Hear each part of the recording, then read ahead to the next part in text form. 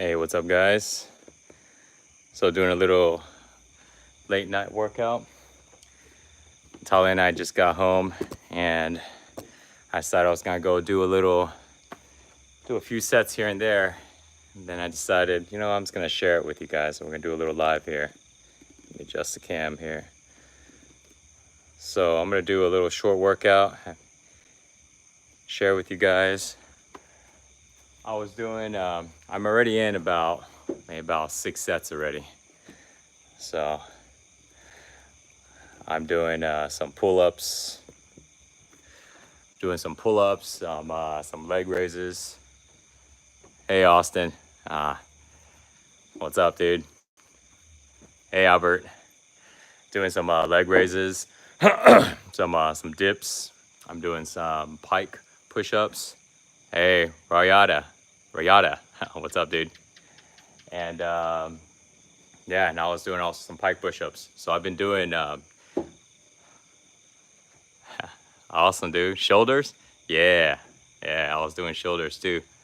Hey, Hicks. What's up, dude? So I'm gonna share with you guys a tip before I get back. So I've been before when I was working out with weights, I was blowing up my shoulders. My shoulders are actually getting so wide and so big, it was making everything else look smaller. So then what I did was I decided, all right, I'm just gonna chill out on doing shoulders before. Well, before I would just hit everything. I try to hit like chest a lot more because it made my chest look really small. So now fast forward the last few years, I rarely focus on shoulders because I'm like, nah, man, those guys are gonna grow. I've been mostly focusing on chest and some back. And what was I commenting at here?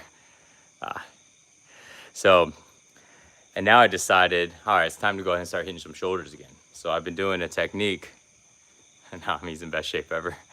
I am the best shape ever. I'm not big, but dude, yeah, endurance, my agility, like I am feeling so strong now, just different level of strong, you know?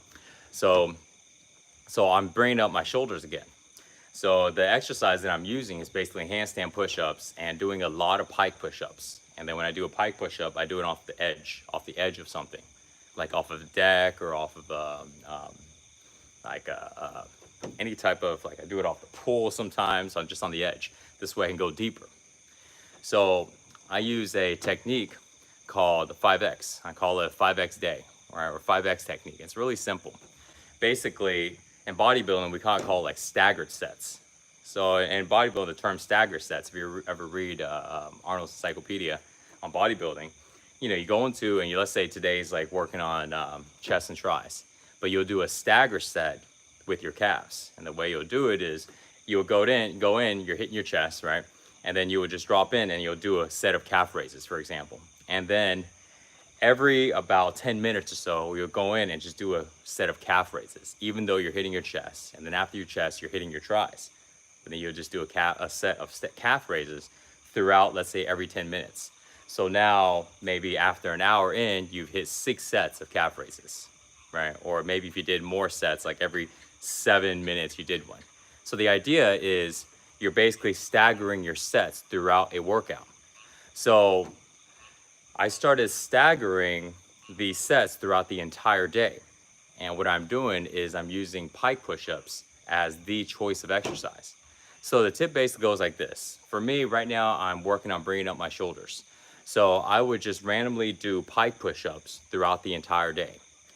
There's an area in my shower. So every time when I take a shower now, I will go and do at least 20 reps of pike push-ups, sometimes even more, sometimes a little less. And just throughout the day, I'll drop down and I'll just do them. And I'll do them about 5 times a day. And so because I'm resting a long time between each set, so it really doesn't matter. I'm fully charged most of the time when I'm doing it. Sometimes I'll just do 1 set and I'm good. And sometimes, let's say I'm on the computer and I've been on the computer for an hour. I'm like, all right, I want to move around a little bit. So then I'll go and I'll just do maybe 1 or 2 or maybe 3 sets of pike push-ups. And so by doing it that way, it will get you a lot of volume in that one exercise that you're wanting to go and bring up, let's say a certain body part, or you want to get stronger at that exercise. And you do this every single day. And there will come a time to where how can you get in good shape? So sharing with that with you, JS. So there will come a time to where you will get really sore and you won't be able to do that. You just need to rest straight up, and that's fine too. But this technique is basically a way to go ahead and bring up lagging body parts because you're putting in a lot more volume. You're getting higher in repetition. So I can do a lot of pike push-ups, at least, 15 or 20 of them. So this is not a technique that you can only, if you're able to only do, let's say, three reps of something. Let's say you're trying to bring up your back or your biceps and you're doing like pull-ups. You don't want to just do like 3 reps of something if that's the only amount of reps you can do for that move. That would be the wrong exercise to do on this 5X technique. And the reason why is because you're doing this exercise throughout the day, but you're not warmed up. And that's the goal. It's like you're not trying to go and do this whole workout thing. You're not trying to work out, throughout the entire day. You're simply finding one exercise that you can do at least about 10 reps on. Okay, at least about 10 reps, clean 10 reps. So you're not struggling to get these 10 reps in. So this way, you don't really got to worry about warming up. And also, because you're strong enough to do at least 10 reps, you're not worried about getting injured. Because if you can only do 3 reps of something, you got to be pretty warmed up before you jump in and do those 3 reps. Because if not, you're going to hurt something. But let's say you're wanting to bring up, back, and you can do about 10 reps of pull-ups. So then throughout the day, you'll go ahead and you'll just drop in and you'll do 10 reps. Maybe you'll do 15 reps, right? Whatever the reps is. And then you're chilling. And then afterwards, after a couple hours, you come in and you do it again. Same thing with push-ups. Same thing with any exercise. You want to bring up legs. So maybe squats. You can knock out, 15, 20 reps of squats, no problem. Or you can do 30. So then you get up, right? You just knock out 30 reps of squats. And then you go on with your day. And then afterwards, you do that again and again and again. And if you do that, you'll see that one body part that you are doing these stagger sets on throughout the day, every day, is going to come up really, really quick. You're going to get really, really strong at it, super fast. But again, at some point, you're going to need to go and rest, and you won't be able to do it. So you're not going to be able to do it every single day for a whole week straight. You might be able to do it 3 or 4 days straight. And then that 5th day, you're just not going to be able to. You're going to, oh man, it's aching, it's sore, I need to chill out. Okay, so, all right. Now I'm going to go ahead and go on with my workout. So I just want to share that technique. I call it the 5X technique. Okay, so I'm doing pike push-ups with it. How to recover from tear muscle? Shit, Hicks. Well, really quick. Tear muscle, I tore my hamstrings before. The best thing to do with tear muscle is, number one, you don't want to work out. You don't want to work on that muscle, obviously, but you want to keep it semi-active. So let's say I tear my bicep. If you tear your bicep, well, you got to have it recover, but you have to also make sure that it's got movement. The problem is, like, if somebody tears it, they don't move at all. When it recovers, the muscle is so much shorter, or you have a whole bunch of scar tissue because you never moved it. So an area that you tear, that you injure, you want to move it so this way you're able to bring in oxygen, you're able to bring in blood, you're able to bring in the nutrients it needs to recover. That movement would help it recover. The trick is to go ahead and not re-injure it. So moving doesn't mean you're doing a workout, doesn't mean you're doing anything extreme. You're simply just creating some type of movement so you don't have total immobility, So that's what I recommend for tearing things. Of course, if you're moving and it's like so painful and you can't even move it, then you would just need to chill out until you're at least able to have some type of movement. That's what you want to get to. It doesn't matter if you tear a muscle, doesn't matter if you sprain your ankle, you hurt your knee, any area in your body that gets injured. If you want to heal it fast, don't lay in bed all day long. Don't go ahead and just totally baby it. Just take it easy, but you want to create movement in it. You just got to make sure you take it really, really easy, okay? If you create movement, your body will heal really, really quickly because you're bringing in the nutrients, you're bringing in the blood and the oxygen, okay? The tip part is don't go extreme on the movement, okay? So this way you don't re-injure it. You just stay right to where you're active, but not even close to where you get re-injured. If you tear your chest or you've got this pain in your elbow and you can't do more than 7 push-ups without pain, that doesn't mean you just go ahead and push to 7 or 8 or 9 push-ups because you're really going for it. You may just do 3. And then the 4th one, you start to feel it, so you're ready to lay off. But every time when you do that, that little bit of movement there starts to go ahead and rehab the area of your body. Okay, so I've done this for all parts of my body. All right, guys, let's go and let's finish up this workout here. So I also started doing behind the neck pull-ups again. It's been a while.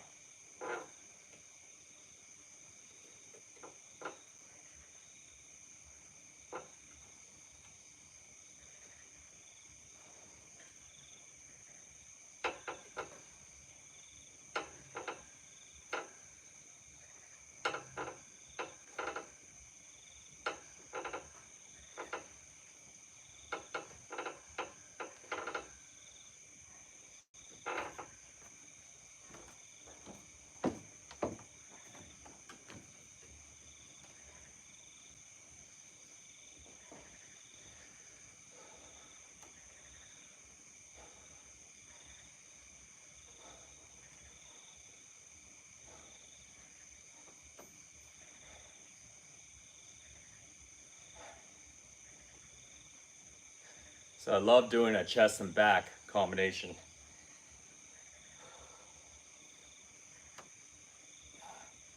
Dips and pull-ups, or pull-ups and push-ups.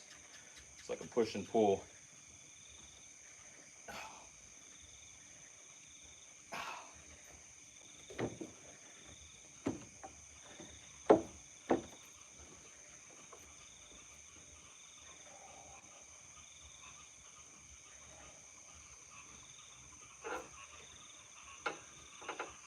So also, I can stand on the ground here. So this way I'm really taking it easy right now. So I'm keeping my moves slow and controlled. So just so you know, when I'm walking out right here, most of the time here I'm standing, you know. Doesn't mean you have to stand. I can also just do this and I'm not standing. But again, I'm just taking it easy tonight. This way I can kind of chat with you guys. And all right, let's do it.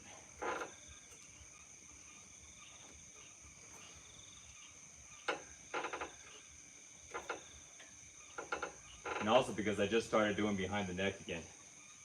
So there's no point to make it super hard.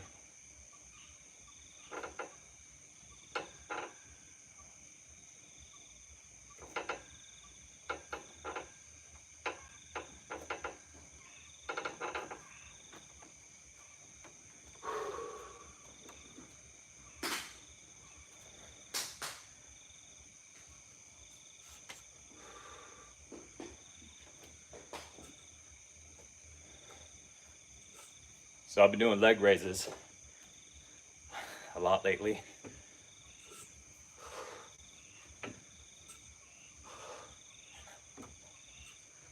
been like my go-to for abs.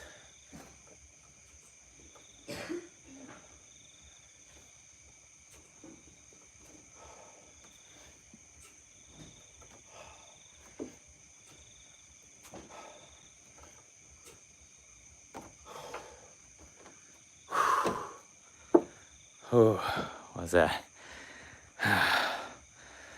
Oh, wow, okay. So, what would happen if I only train body weight, but I'm not in a calorie surplus? Want to get more lean, but smaller. Simon. So you want to get, so you're training, you want to only train body weight. Let me read back that comment here. Top chat, live chat. Hold on. Post that comment again, Simon. Or let me see if I can remember. So basically, if you don't have a surplus in calories and you're training, if you're training hard and you don't have a surplus in calories, you're gonna get leaner, straight up. If you are training hard and you're also increasing your calories, then you're gonna put on size, you're gonna put on weight. So for anybody that wants to get really lean, you wanna get super muscular, you wanna get super lean, but you don't, and you don't wanna put on a lot of size. You don't wanna put on a lot of weight. I don't wanna say size because you're gonna appear to look more muscular because you're leaning up. You're leaning up because you're training harder, you're burning more calories, and you're not increasing, you know, the calorie intake. So, but you can do it with body weight, man. Well, people have been, I answered so many comments on what body weight exercises should I do?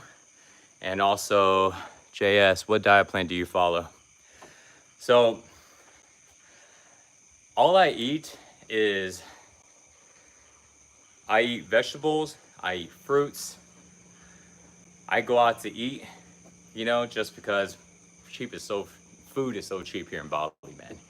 When I go out to eat, I get a lot of veggie burgers. I'll be eating fries all the time. I don't like to recommend what I eat just because I don't eat the cleanest.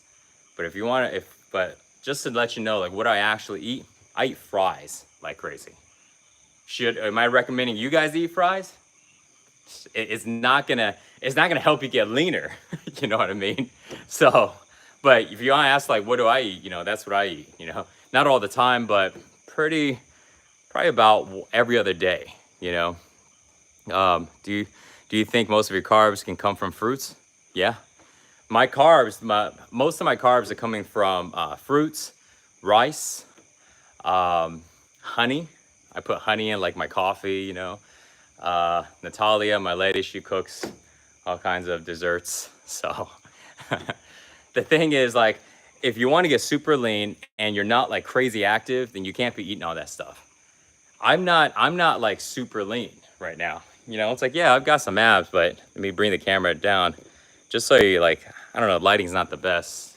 So you guys can see, like, I don't know where my body fat is, but you know, it's there. If I had to guess looking right now, I would say I'm probably at about maybe 9%. Yeah, maybe 9%, give or take, you know. And at the highest, 10. Maybe 9, maybe lowest, I'll say is like 8. So it's good, you know. If I didn't eat the fries, if I didn't eat the pastries and all the cakes and all this random stuff, ice cream, I probably would be down like 5. I'd be at like maybe 5%, 6%, be a lot more leaner. But you know, I'm not competing. I don't care. I'm just enjoying it, you know. It's just so hard to feel full. Can you build muscle and burn fat in the same time for intermediate lifter? Yeah. Body's the same way. It doesn't matter if you're intermediate or if you're a beginner, you can still build muscle and burn fat at the same time. What you can't do is you can't burn fat and gain weight at the same time. That's the thing. Where do you get your protein from? So I get protein from veggies, get protein from, let's say, there are like things like lentils. There's things like a lot of plant-based proteins. I haven't been calculating a lot of the proteins, to be honest. I rarely counted proteins before, and don't even count at all. This is why I'm saying, like, I haven't dived totally into my nutrition. This is why I don't share that much nutrition with you guys, to be honest, you know? But I realized one thing though. The intake of protein that bodybuilders and all of us, including myself, were led to believe we need to eat 1 gram per body weight, all that stuff, it's not all true. It's not, you know? Because I stopped counting protein, I just started exercising, seeing what would happen. And I'm still gaining muscle. And anybody that goes, well, Mike, you're smaller than before. Well, dude, I don't work out with weights. And also, I don't even work out that much. I do my 60-minute practice in the morning time, which is like only a little bit of resistance training. Everything else is like flexibility, meditation, breath work, energetic grounding, massage, a little bit of muscle building. So if I wanted to go ahead and build a lot of muscle, like really start putting on size again, I can do that. And I'm not even caring about protein. I don't even eat a lot of protein as it is. So I'm going to be sharing because I want to go ahead and really dive in and understand the science behind it. Like for you guys, if you guys ever watch Game Changers, there's a new documentary that's out. Yes, I know it's kind of like bias and like they are trying to get people to go ahead and be more plant-based. That is true. But there is a lot of truth in what they're saying though. If you look, there's a lot of vegan bodybuilders out there that are freaking super jacked, you know, much more jacked than I am. And they eat vegetables, you know, they eat plant protein sources all the time. So, all right, I'm gonna go knock out a few more sets, man. Then I'll answer some questions.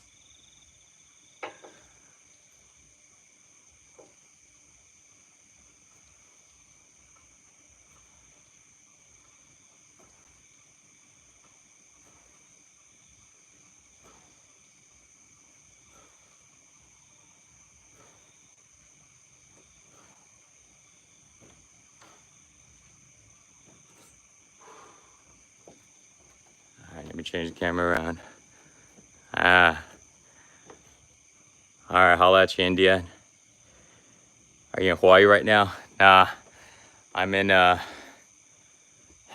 Bali, in an area called Ubud. Let's see if I can get a good shot here. I'm gonna do a few sets here of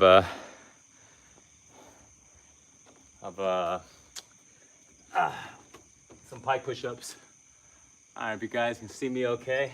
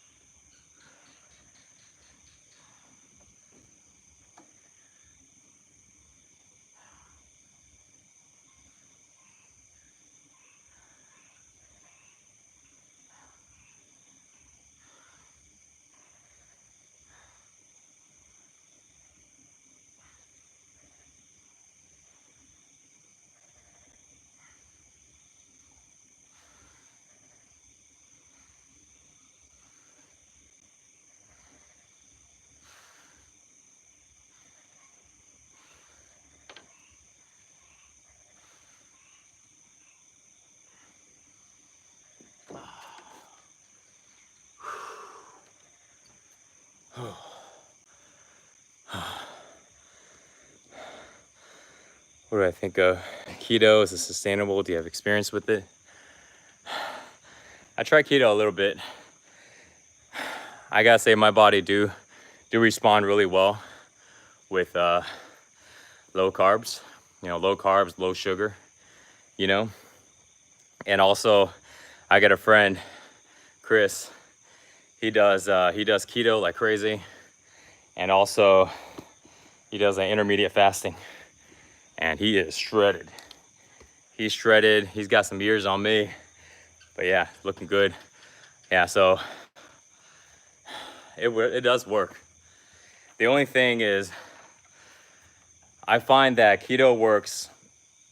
Like keto is good. Intermittent fasting is good. For me, I like to stay really, really active. And it's hard for me to have like the energy.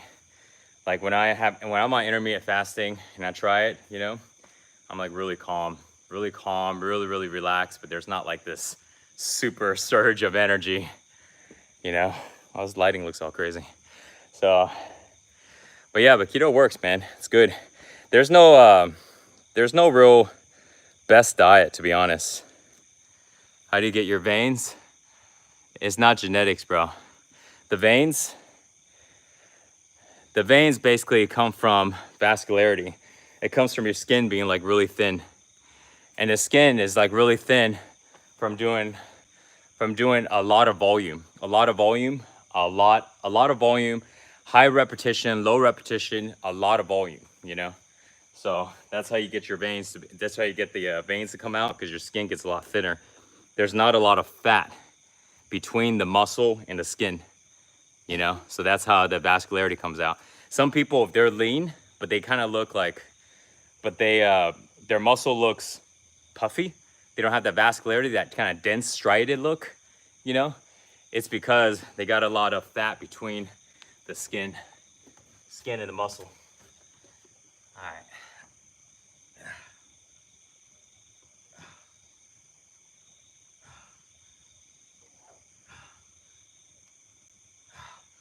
Hope you guys can see me okay.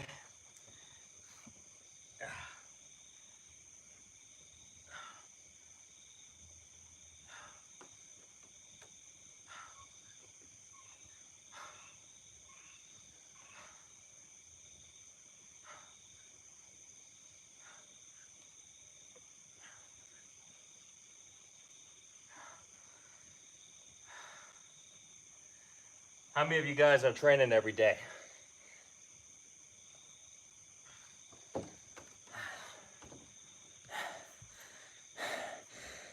Let's ask like this. How many of you guys I train at least 5 times a week. How many sets and reps do you do? 5 times a week? Nice, good. Nah, not going back to 6-pack. Glad you're back. Michael Bond, 2.0, thanks, man. Nice, rock on. Randomness, 3 times a week, New York, Sandeep. Cool, good, good. So, I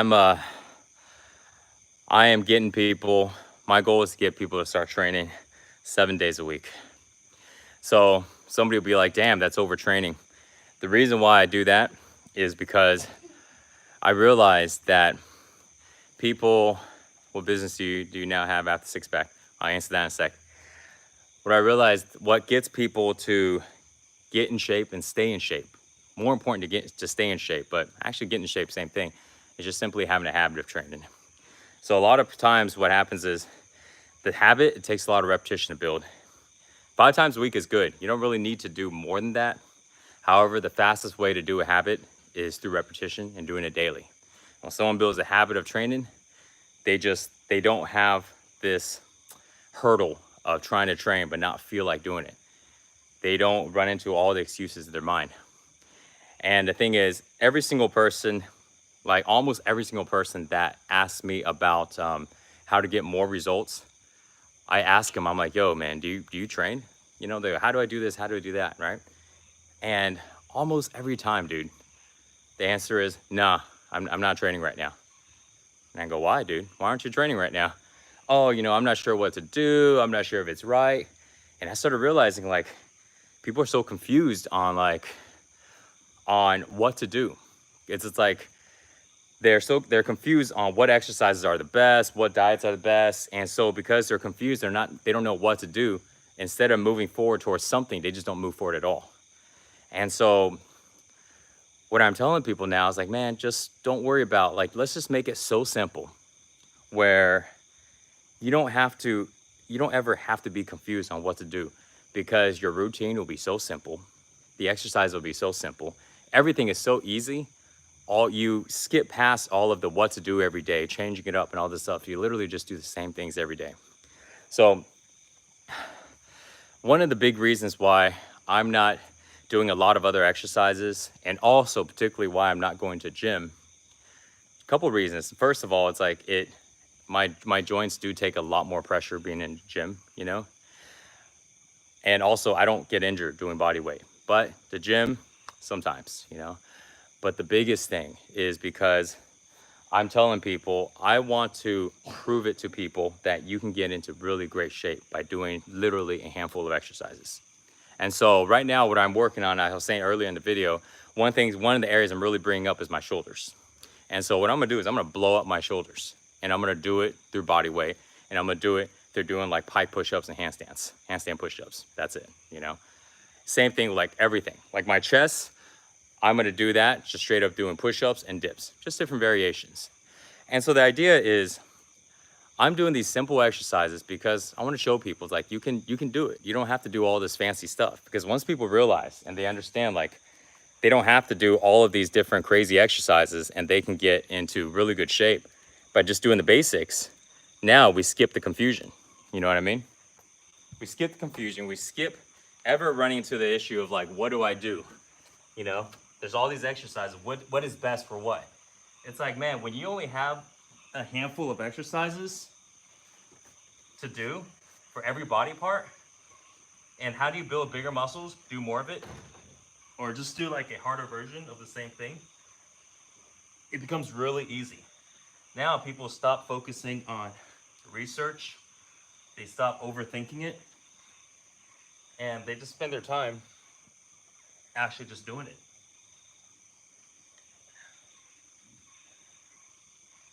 And then they get results. And they build a habit. And when they build a habit, because they're doing the same exercises all the time, it becomes really easy to do. Whatever is easy to do, it's enjoyable, You do it more often.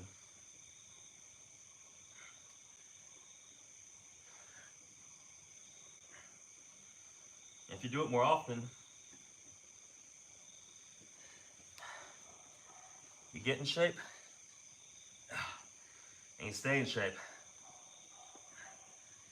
You build a habit and then you never stop.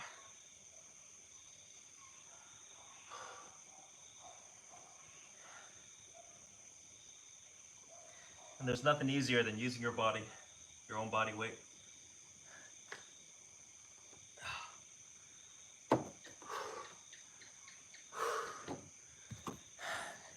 Because you got it with you all the time. So you never run into reasons on why you wouldn't have it, you know? Mike, did you ever count your daily calorie intake? Not really. I had an idea, but I never really did, man. Because I never wanted to make things complicated. I could have started measuring. But even back in the six-pack days, man, I had like structured meals. I just looked at it. I go, okay, this much rice, this much protein, you know, or this much chicken, whatever it was, this much veggies. Okay, cool. And I just measured it like that. But also got to keep in mind, like, I've been training since I was like 11 years old. So for me, it's a lot of it is really instinctual now.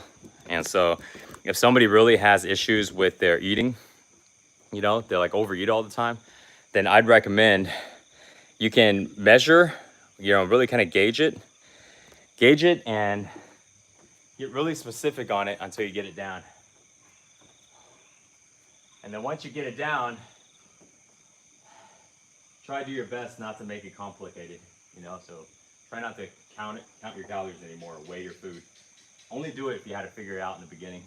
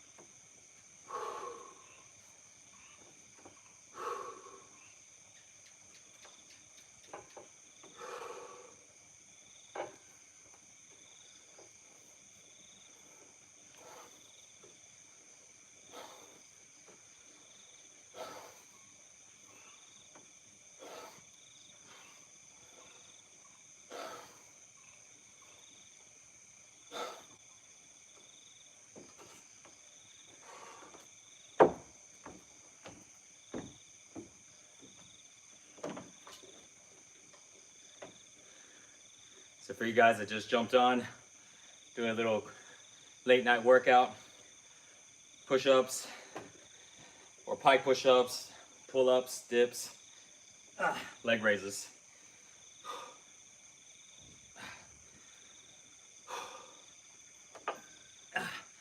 And kind of answering some questions in between. So when I come up to the screen, to the cam, send in your questions.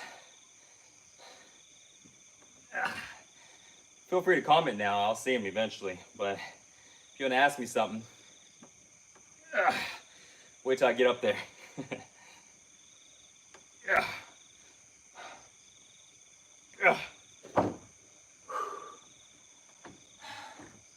All right. Well, we got Slender. Well, I started training when I met Mike on YouTube about when I was 15. Nice, man. JS, how to use law of attraction. I'll talk about it in another video. Dylan, one of the big excuses for not, man. Sorry, guys, I was trying to read the comments. Top chat, all available. Okay, cool. Let me see if I can. Sorry, man, the comments are like disappearing really quick. I just switched the settings here. Slender, well, I started training when I met Mike on YouTube about when I was 15 years old. About 6 years ago. Sweet. Awesome, dude. JS, law of attraction. Yeah, we'll talk about another video, JS. Dylan, Mike, one of the big excuses for not doing any body workouts is I don't have a pull-up bar. Is there a good workaround? Yes, Dylan. Yes, there is. Use the door frame. I'll show you an example. So let's say I'm not gonna do it straight up right here because I don't trust that hinge. But what you do is this, bro. You put a wedge on the bottom right here. So this way the door doesn't move, okay? So once it's wedged in, you can put like a towel on the top of the door. I've done a couple videos with this. And you literally just hang on it. You hang on like this, and then you do pull-ups that way. That's how you do it, man. Then you can get around doing pull-ups. Another way, Dylan, is doing it right under a table. It's a little easier, still pretty good though. So let's see if I can show you. So like right here. So for you guys that want to do pull-ups, make sure your table is sturdy. This table here is not the sturdiest. So I gotta take it easy on it. You can't just grab it too hard, you know? So you gotta test it out. Don't be having a table drop on you, right? So hang like that and come up. Keep it controlled. Come all the way up. Chin on top of the table. Boom. And you notice, I don't know if you guys can see me with my legs bent. So you can keep it straight. And it makes it a lot. That's why I didn't want to bend it. I didn't want to keep the legs straight. So, about to have a table fall on me, trying to show you guys. So, holy shit, yeah, that was close, Prince. So, that's how you get around with doing pull-ups. Pull-ups if you don't have a pull-up bar. But awesome, dude. I mean, just go buy a pull-up bar. You know, buy one of those door frame ones, you know? Those are like 30 bucks, 20 bucks on Amazon. You can get them at Walmart, just get them anywhere. That's the way to go. But until you have those, do the table version or door frame. Also, another thing is you can do dips with chairs, you know? I do dips with chairs all the time. All the time. Like, this is uneven chairs. Like, I don't give a shit. I still do them. All right? So. All right. Let me answer a few more Olympic rings. Yeah, that is the way to go, bro. All right, let me see. Let me go back to a few things. Gato, hey, Mike, I feel like I'm living a cycle. Sometimes I get tired from trying to do things to keep distracted from depression. And when I get tired, I feel horrible until I recover myself. Hey, Gato, man, I know what you're feeling. Here's what you do on that really quick, man. Are you exercising every day? Are you doing a practice? Because if you aren't, it's gonna be really tough to get out of that depression, okay? The depression is coming from the emotion. We call this emotion, we call it depression, but this emotion is actually energy. It's energy in motion. Emotion, energy in motion. It's the same thing. We just give it names like depression or love or joy or, you know, sadness. In reality, it's just that your energy is low. Not just like the amount of energy you have, but the frequency, the type of energies, the frequency of energy is low. So when you get your frequency higher, increase the frequency of your energy to be higher, your emotions would raise up, you pull yourself right out of that depression, okay? So start doing the practice. Do my flow training practice, okay? Stretch, focus on being calm, okay? Focus on being calm. So just start doing that, man. Spec, I'm using your afterburn. Sweet, awesome, man. True gamer, you're the king, bro. Thank you. Felipe, how all that stuff about energy work? There's lots to learn on it. The basis of it is keep your energy vibration high, the frequency very high. In other words, stay calm. Stay calm, stay relaxed, okay? When you get tense, when you get stressed up, when you get angry, when you get aggressive, all that stuff, your energy drops down, all your hormones start shutting off, you start releasing stuff like cortisol and all the bad crap, your test level starts dropping, all this stuff. So keep your energy good by staying relaxed, staying calm. This is why I created the whole flow training routine. Just for myself to be able to do that and show you guys how to do it too.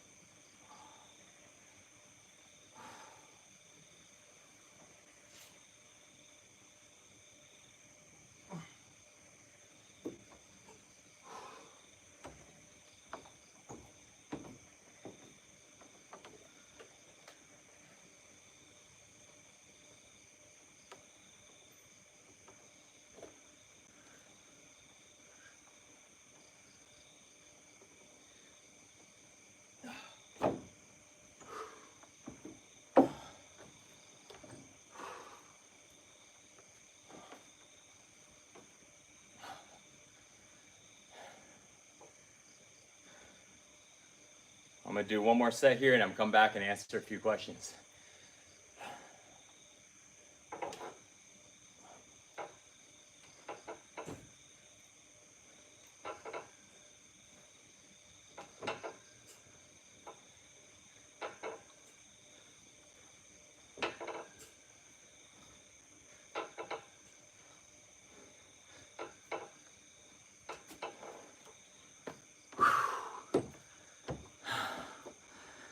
All right.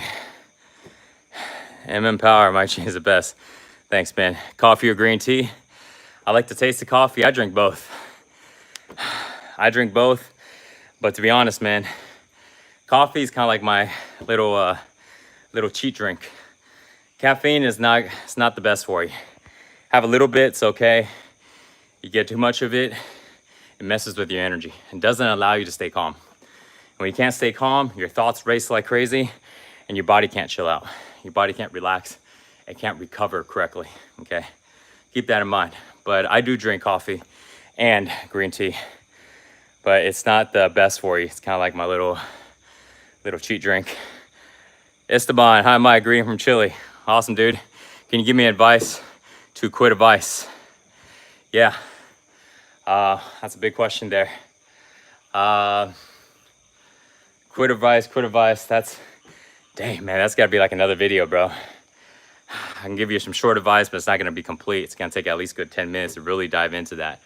The only thing I can say about that is the only reason why you're doing a vice, drinking, smoking, masturbation with porn, whatever, you know, gaming, is because we don't feel good.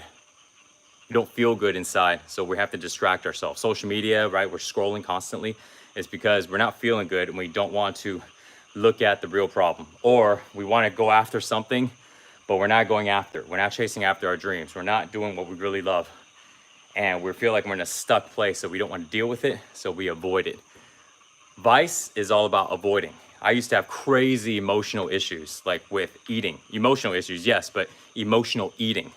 So I'd feel bad, instead of trying to figure it out, I just go eat, okay? So best way to deal with vice is realizing where it's coming from. And so you don't feel good. There's something that has to happen. And so number one, start making your body feel better. Start training, okay? Train every day. And number two, slow things down. You can get caught up in the reactive thing and then you're freaking constantly doing something. You're not looking at the real issue. Slow things down so you can find out what your real issue is, what you're really running away from. And once you realize what you're running away from, stop running away, start going forward, even if it's scary, okay? Just go for it. But that's a bigger topic to cover. How we find purpose in life? Yeah, that's another big topic to cover, man. JS, we covered that in another video, bro. Nachan, if you stop working out, let's say for 3 weeks, does that affect your muscles? Yes, it does. Lose muscle in this short amount of time. Hello from Japan. Yeah, it does. Doesn't matter if you've been working out, like I've been working out since I was 11, so I've been working out for like over 25 years now. If I stop for 3 weeks, yes, it will affect my muscles. I'll be weaker. My endurance won't be as high. My energy won't be as high. My muscles won't be as pumped. Absolutely. If you wanna stay strong, there's a line. If you don't use it, you lose it. Okay, so that goes for anything. This doesn't mean you just don't know how to do push-ups anymore. It's the idea of riding a bike.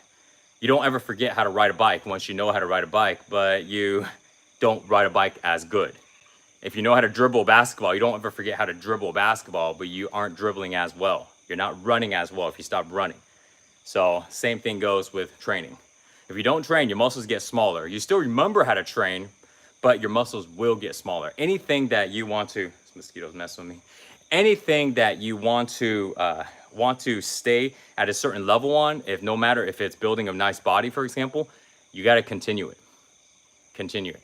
Any skill, if you're typing and you stop typing for a while, the longer you stop typing, the worse you get at typing.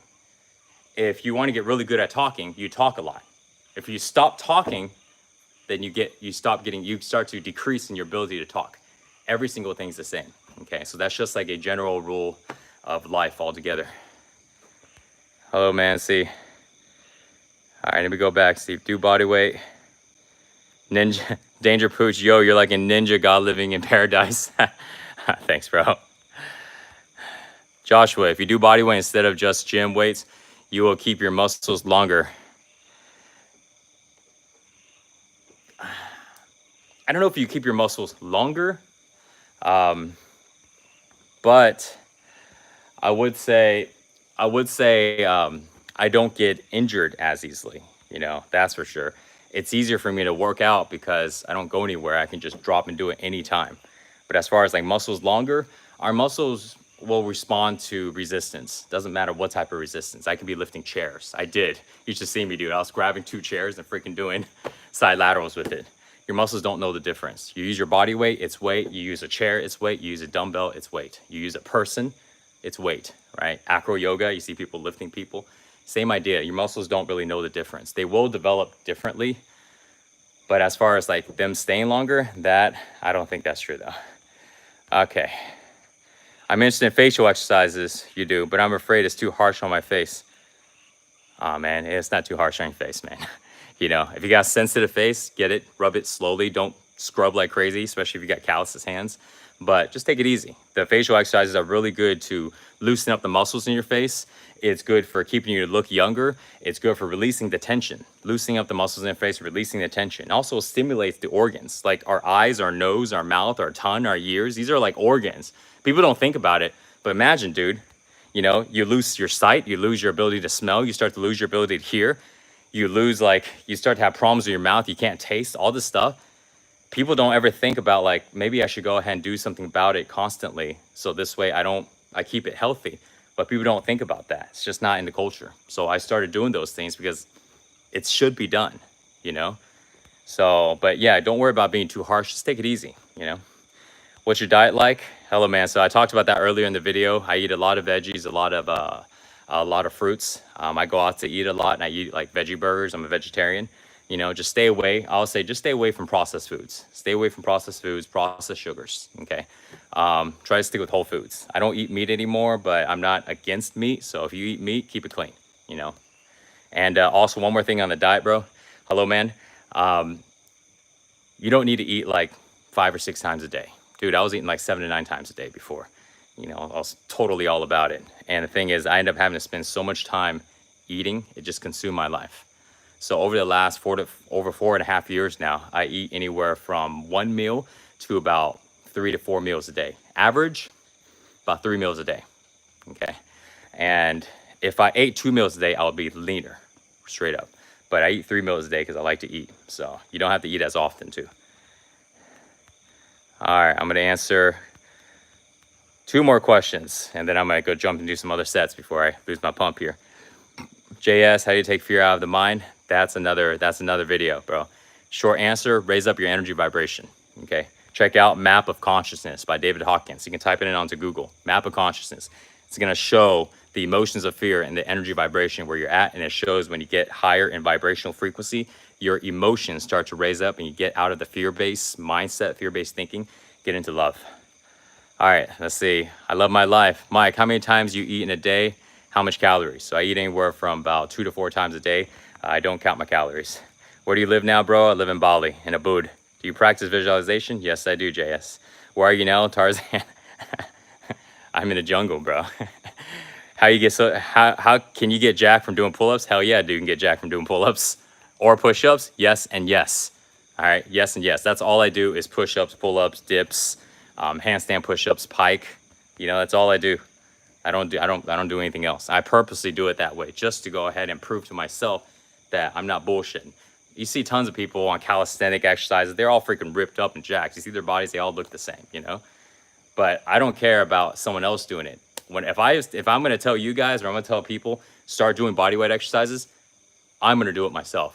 You know, fuck trying to go ahead and tell people to do something and then I do something else. I'm not going to be there hitting the weights and telling somebody, yeah, bro, just do push-ups. And I'm over here repping out plates. Hell nah, man. So that's why all I do is the same thing that I'm telling people to do. Push-ups, pull-ups, and all this stuff. Okay. So yeah, you can get really jacked, man. Danger Poosh, thumbs up this video, fam. Mike was just dropped some serious jewels. Thanks, bro. No weights needed? Yeah, no weights needed, bro. Just do the workouts. Do the workouts every single day, bro. Every single day when you wake up, go and do the workouts. Let's do an Olympic ring session. Shit, man. You look like you do some Olympic ring spec. All right, man. You go do a couple more sets here. Body's getting cold. Ah.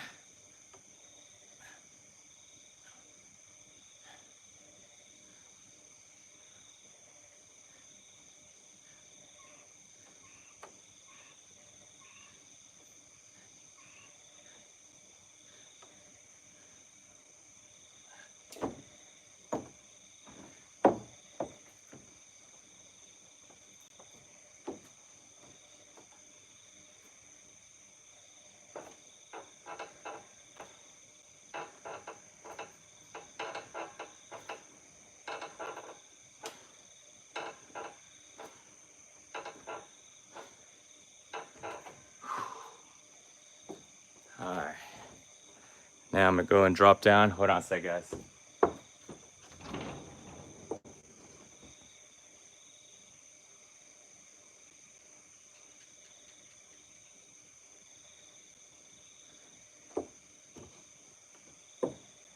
All right. Do you think at 57 starting exercising, it should be 3 meals a day or 3 V meals a day? Hold on a sec. Let me go back to that comment. All right, Michael Bond. Breakfast, lunch, dinner, then what do you suggest as TR Tiger is mixed sayings? 57 starting exercise, be 3 meals a day, snacks in between. So Michael Bond, man, at 57 starting up, number one, good for you, bro. You know, really happy to hear that. Age, it's not just nothing but a number. Age is about how long you've been doing the right things or you've been doing the wrong things. If you're 57 years doing the right things, you feel strong as hell and healthy. Wrong things, not the same. But it doesn't matter because you're alive and you can still do it. So now, when it comes to, I'm gonna do some push-ups. So when it comes to meals, 3 meals with a snack, it's good to start off with. I would recommend though, eat as the minimum you can. Michael, you want to get lean. I'm assuming that, right? I'm assuming that you want to get lean. I'm not assuming that you want to bulk up and get like massive, right? You want to stay lean. I find that most people, once they get above the age of 50, they don't care about being mass monsters, walking around with tons of weight, right? You care more about being functional. You care about being strong. You care about your actual functions of your body being working really well, right? Functional health, your organs performing well, your endurance, your cardiovascular system, all that stuff, right? Cycle to work is just very rounded and can shift stomach bulge. Yeah, so if you can do the 3 meals without snacks, I would recommend doing that. 3 meals, no snacks, okay? Every time when you get hungry, try doing this. Try deep breathing 20 times.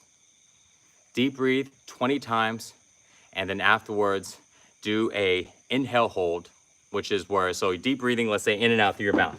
So you're doing this, right?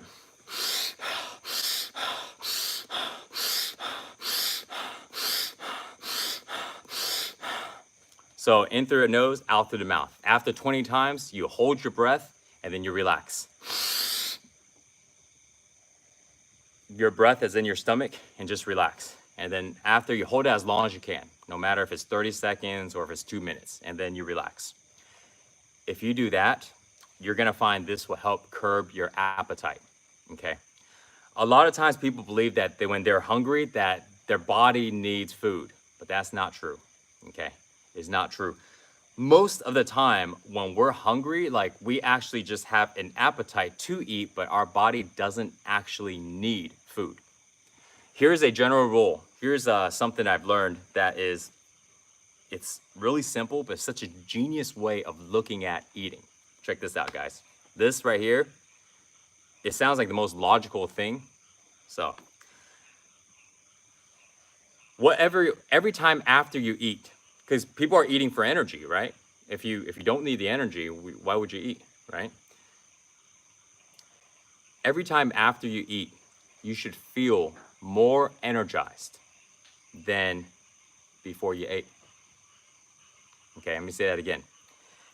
Every time after you finish your meal, you should feel more energized than before you ate. Think about it. if you feel less energy, sluggish, weaker after you ate, then what's the point in eating? Right? What's the point in eating if you feel, if your performance level is going down, your energy level is going down, your mind is getting foggy? What's the point in actually eating? Isn't eating supposed to go ahead and increase everything for you? Right? It's like you ever drive and you're running out of gas and your car starts to you're like, oh shit, I need to put some gas in here, right? So you put gas in there and then it runs smoothly. It's the same idea, all right? Let's put some gas, let's put some fuel in our system. But if the fuel that we're putting in our system is either bad fuel, which our body doesn't feel well, our body feels sluggish, our body feels bloated, right? Or if we put too much fuel to where now we can't operate and do anything, that's not good. It doesn't make sense to do that. If you had to think about one principle for eating, just start keeping that in mind. Every time after you eat, you should feel better. So now you suddenly now are able to have a guideline, a really simple guideline to help you with eating. So now you eat one plate of food. How do you feel? I feel good. You eat 2 plates of food. How do you feel? Heavy, sluggish, tired, bloated. Okay, well, what does that mean? Well, I'm not feeling as good as before I started, so I should probably not eat that second meal, right? I should only eat the first meal, right? So then let's say, and also another thing is you only eat because you need the energy. So let's say your energy is high, but you feel in your stomach, right? You're getting a little hungry, but your energy is high. You're thinking clear. Don't eat. Forget all the rules about, oh, it's been 3 hours, it's been 4 hours. Doesn't matter, okay? All those things don't really matter when it comes to wanting to operate your body to the highest level possible. If you're trying to now keep this in mind, if you're trying to put on size, if you're trying to put on weight, whatever I just said, throw that out of the window. You are trying to put on weight, you need to stuff your face. I've been trying to put on weight for a long time, most of my life. How do you put on weight? Eat more and lift like crazy, okay? But now for all of you guys that don't care to put on size, get massive. You want to put on muscle, yes. You want to get stronger, yes, right? You want to be athletic, you want to be all that, yes. But you're not looking to become a bodybuilder to where you're putting on a tremendous amount of size. Stick to that rule. Because number one, now when you follow that rule, automatically everything starts to curb. Your way of eating starts to adjust because you're simply following that one principle, feeling better after you eat. Suddenly you eat certain foods, you don't feel better, you feel bloated, you feel sluggish. You start to remember, oh man, I remember Mike saying that I should feel better. Eating this food makes me feel like crap afterwards. I shouldn't eat this food anymore. Let me just find something else I should eat, right? When you eat something clean, your body feels good afterwards. When you eat the right amount of food, your body feels good afterwards. Your body is energetic. Your body feels light. But we all know what happens when we eat too much. Our body feels heavy. You know, our body doesn't feel good, right? So start following that, man. That's probably one of the simplest, but one of the best principles, man. This is something that I started doing because it makes so much sense. All right. Let me go and do some push-ups here.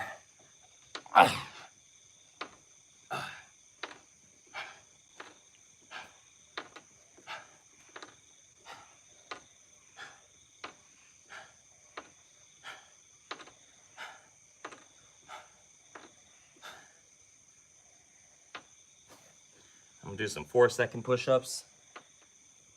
1, 2, 3, 4. Come up. 1, 2, 3, 4.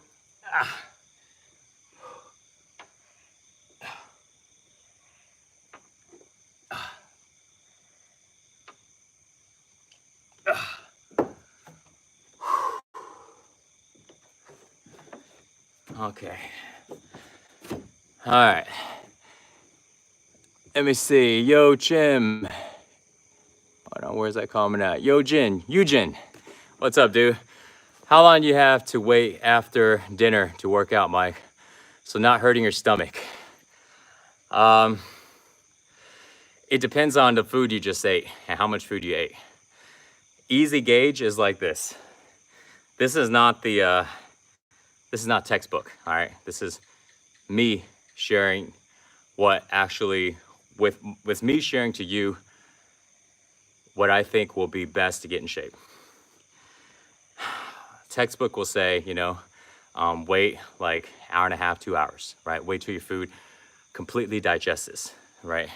If you work out too early while you still have food in you, your digestion won't be the best. Your body stops digesting, you get gassy, all that stuff, all right? Now, this is me sharing with you all these years of lifting. If you didn't work out yet and you want to go and work out, but it just so happened to be you just ate a big meal, you know what I tell you to do? Go work out. Is your digestion going to not be the best? Yes, it will not be the best, okay? But I'd rather have you go ahead and get your workout in and stimulate those muscles, build on the habit of not missing a workout, than to go ahead and wait for the perfect time to work out. Or your digestion is perfect, you got no food in you, right? Best timing. Forget all the perfect stuff. If you need to go and get your workout in, get your workout in. But just remember next time that if that's the time you're gonna work out, you know, then eat a light meal or you don't have to eat at all and go get your workout in, okay? So don't make it a habit of having a full stomach and then go exercise, okay? Don't make that a habit. But if you need to go work out, get it done anyways, okay? I've worked out so many times on a full stomach. I would work out starting with a full stomach, and by the time I'm done, my stomach is empty, okay? So working out always first. All right. Love you, man. Thank you. Get it done. Yeah, got it, Jen. Michael Bond. Wow, thanks, Mike. And sorry to everyone to have taken so much time. Nah, bro, man. For my condition, nah, it's good. It's good questions, bro. Not at all. Started training properly when SBS came with you, Mike, and the eating you stretched it. Thanks. Wasn't Ari? Bueno Asir. You're welcome, Michael. Do you like almonds, Pack? Yes, I love almonds. I like to eat after, so workout fasted for sure. Spec, yep. God bless Hong Kong, Riley. Sweet, man. John, is it possible to get personal weight training session on SNS? I'm not sure. What does SNS stand for? But if you're basically asking, can I personally train you?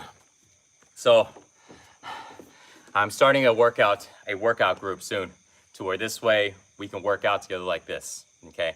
You guys can be working out over there, or I'll just do lives. So you can ask questions, I engage, I'm training, I'm engaging. So I'm gonna be starting this soon, okay? Right now I've been working on getting everything set up. My goal is to go ahead and get everybody working out and getting out all of the complications and making it so simple that it becomes the easiest thing to do. Imagine, dude, when working out is as easy as brushing your teeth. Brushing your teeth, taking a shower, okay? When it becomes that easy, everybody does it every day. You don't gotta worry about nothing. Because I see working out that easy, but I've been working out for a while. And so we're gonna be doing that. So if you wanna train, when I get that going, join in, bro. I'd love for you to join in.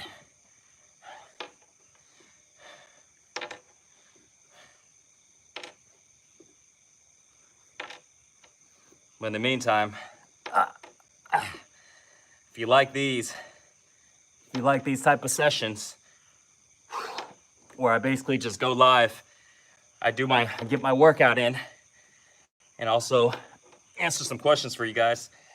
Let me know in the comments.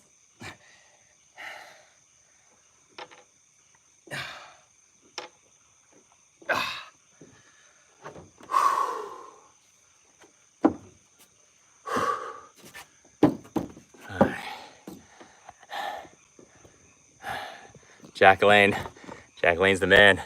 Thanks, Beck. All right. See if you guys can see me okay here. Man.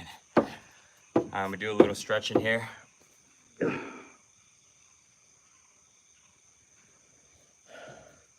So these stretches that I do, this is what I do every morning.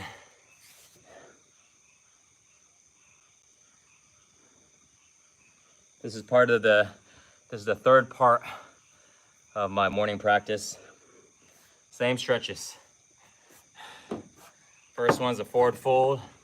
Second one here, down the middle, pancake split.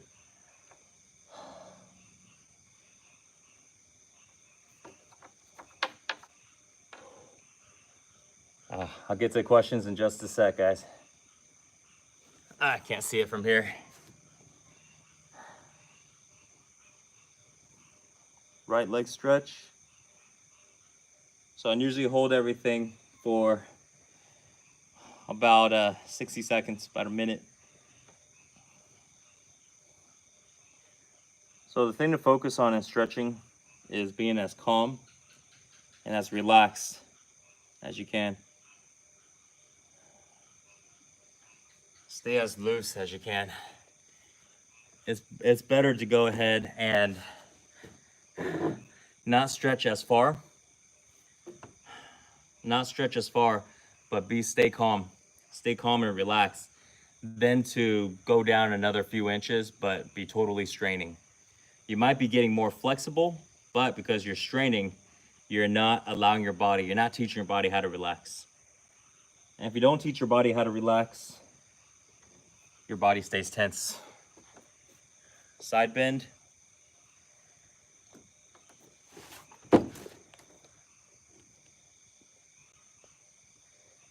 All right, here you go. So, camera just froze. So what I was saying is, it's better to go ahead and teach your body how to relax and stay calm than it is to go ahead and strain and get farther in your stretches. Because if you don't teach your body how to relax, your body stays really tense. And if your body stays really tense, even if you look good, even if you're shredded, right? But if your body is tense, you're holding on. Your body doesn't know how to let go of emotions, like the negative emotions. Because the reason why is because every time we get stressed, we tense up. Every time when we get angry, we tense up. Frustrated, tense up, right? All of those things, we tense up. And so to go ahead and let go of all those emotions we don't like, we need to loosen up. We need to stay calm. But if we don't practice staying calm, then literally our bodies don't know how to stay calm. Our bodies don't know how to relax because it's so used to being tense. And that's one of the biggest problems right now that we humans as a race is dealing with right now, is being so stressed. And when our bodies are stressed, we run into physical problems, physical sicknesses and diseases, and also mental diseases. This is how, when our body is really tense, blood flow is restricted. Oxygen flow is restricted because literally it's like a pipeline in our body, and our body gets really tense, it stops the pipeline. Things can't flow as well in a very tense body. The density of the body changes and becomes very dense, very solid. So energy can't flow as well in a dense body. So when you have low energy in your body, and the energy frequency is also low, your emotions are really bad, right? You're always upset, angry, depressed, stressed, right? It doesn't matter how happy you think you are, your emotions is your energy. And when your energy is like that, it doesn't matter if you think, hey, let me list the reasons of why I'm happy. It doesn't matter. Inside of yourself, you can feel the uncomfortableness. It feels empty, it doesn't feel good. And then when our emotions are bad, the thoughts that we have are not good. We think with stress, we think through a frustrated, aggressive mindset. We're complaining, we're blaming. We feel that we're not good enough. We feel that we don't have enough. We feel we're not rich enough, all of those things, man. So in order to change all of that, we need to lift up the energy in our body. So this way we can change our emotions, we can change our thoughts, and then we can change our life. So this is why you stretch. This is why you learn how to relax. This way you can actually be happy. Because you can be jacked, you can be in great health, which is really, really helpful. But as you guys seen me before in six pack, you know, I mean, I was in good health on the outside, but my emotions were not the best. And you guys didn't see it on videos because I'm not here to go ahead and share my drama with you guys, you know. So that's why I don't go and talk about it. I'm being stressed, but it's true, man. So, all right, let me read a few more here. All right, let's see. JS, how do we get negative thoughts in our how we get negative thoughts in our mind? Negative thoughts, well, quick answer is your body's too tense, your energy is really, really low, and that's why negative thoughts happen. When your energy increases and your body feels better, your mind starts to think positive thoughts. You have like anybody who thinks negative thoughts, they have like negative thought patterns, and you got to break the pattern. And so when you change the way you feel in your body, you change the energy in your body, it affects your mind directly. So people try to use their negative mind to try to create a positive mind. It's very, very difficult, and most of the time it doesn't work. People fail at it, even though they try. So, and I know because I was one of those people. So what I found is that if you change the energy in the body by becoming calm and relaxed, you'll be able to change the thoughts in your mind. Now, John, I think body make training is just a hobby. So if someone feels, oh, I hate this, do you think we still need to keep doing the workout? No, Nathan, John, if somebody feels that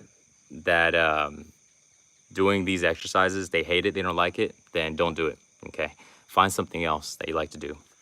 There's not a one way is the best. Okay, if somebody wants to go ahead and they'd like to go jog outside, go jog. If you like to go swim, go swim. If you'd like to go play basketball, like my friend Peter, he loves playing basketball. He plays basketball like crazy. Go play basketball. Just make sure that whatever activity you're doing, that, hold on a second. Gotta get my zapper. These mosquitoes are really getting me. Just make sure that the activity that you're doing allows your body to stay calm, gets your body to be relaxed. So it doesn't matter what it is, okay?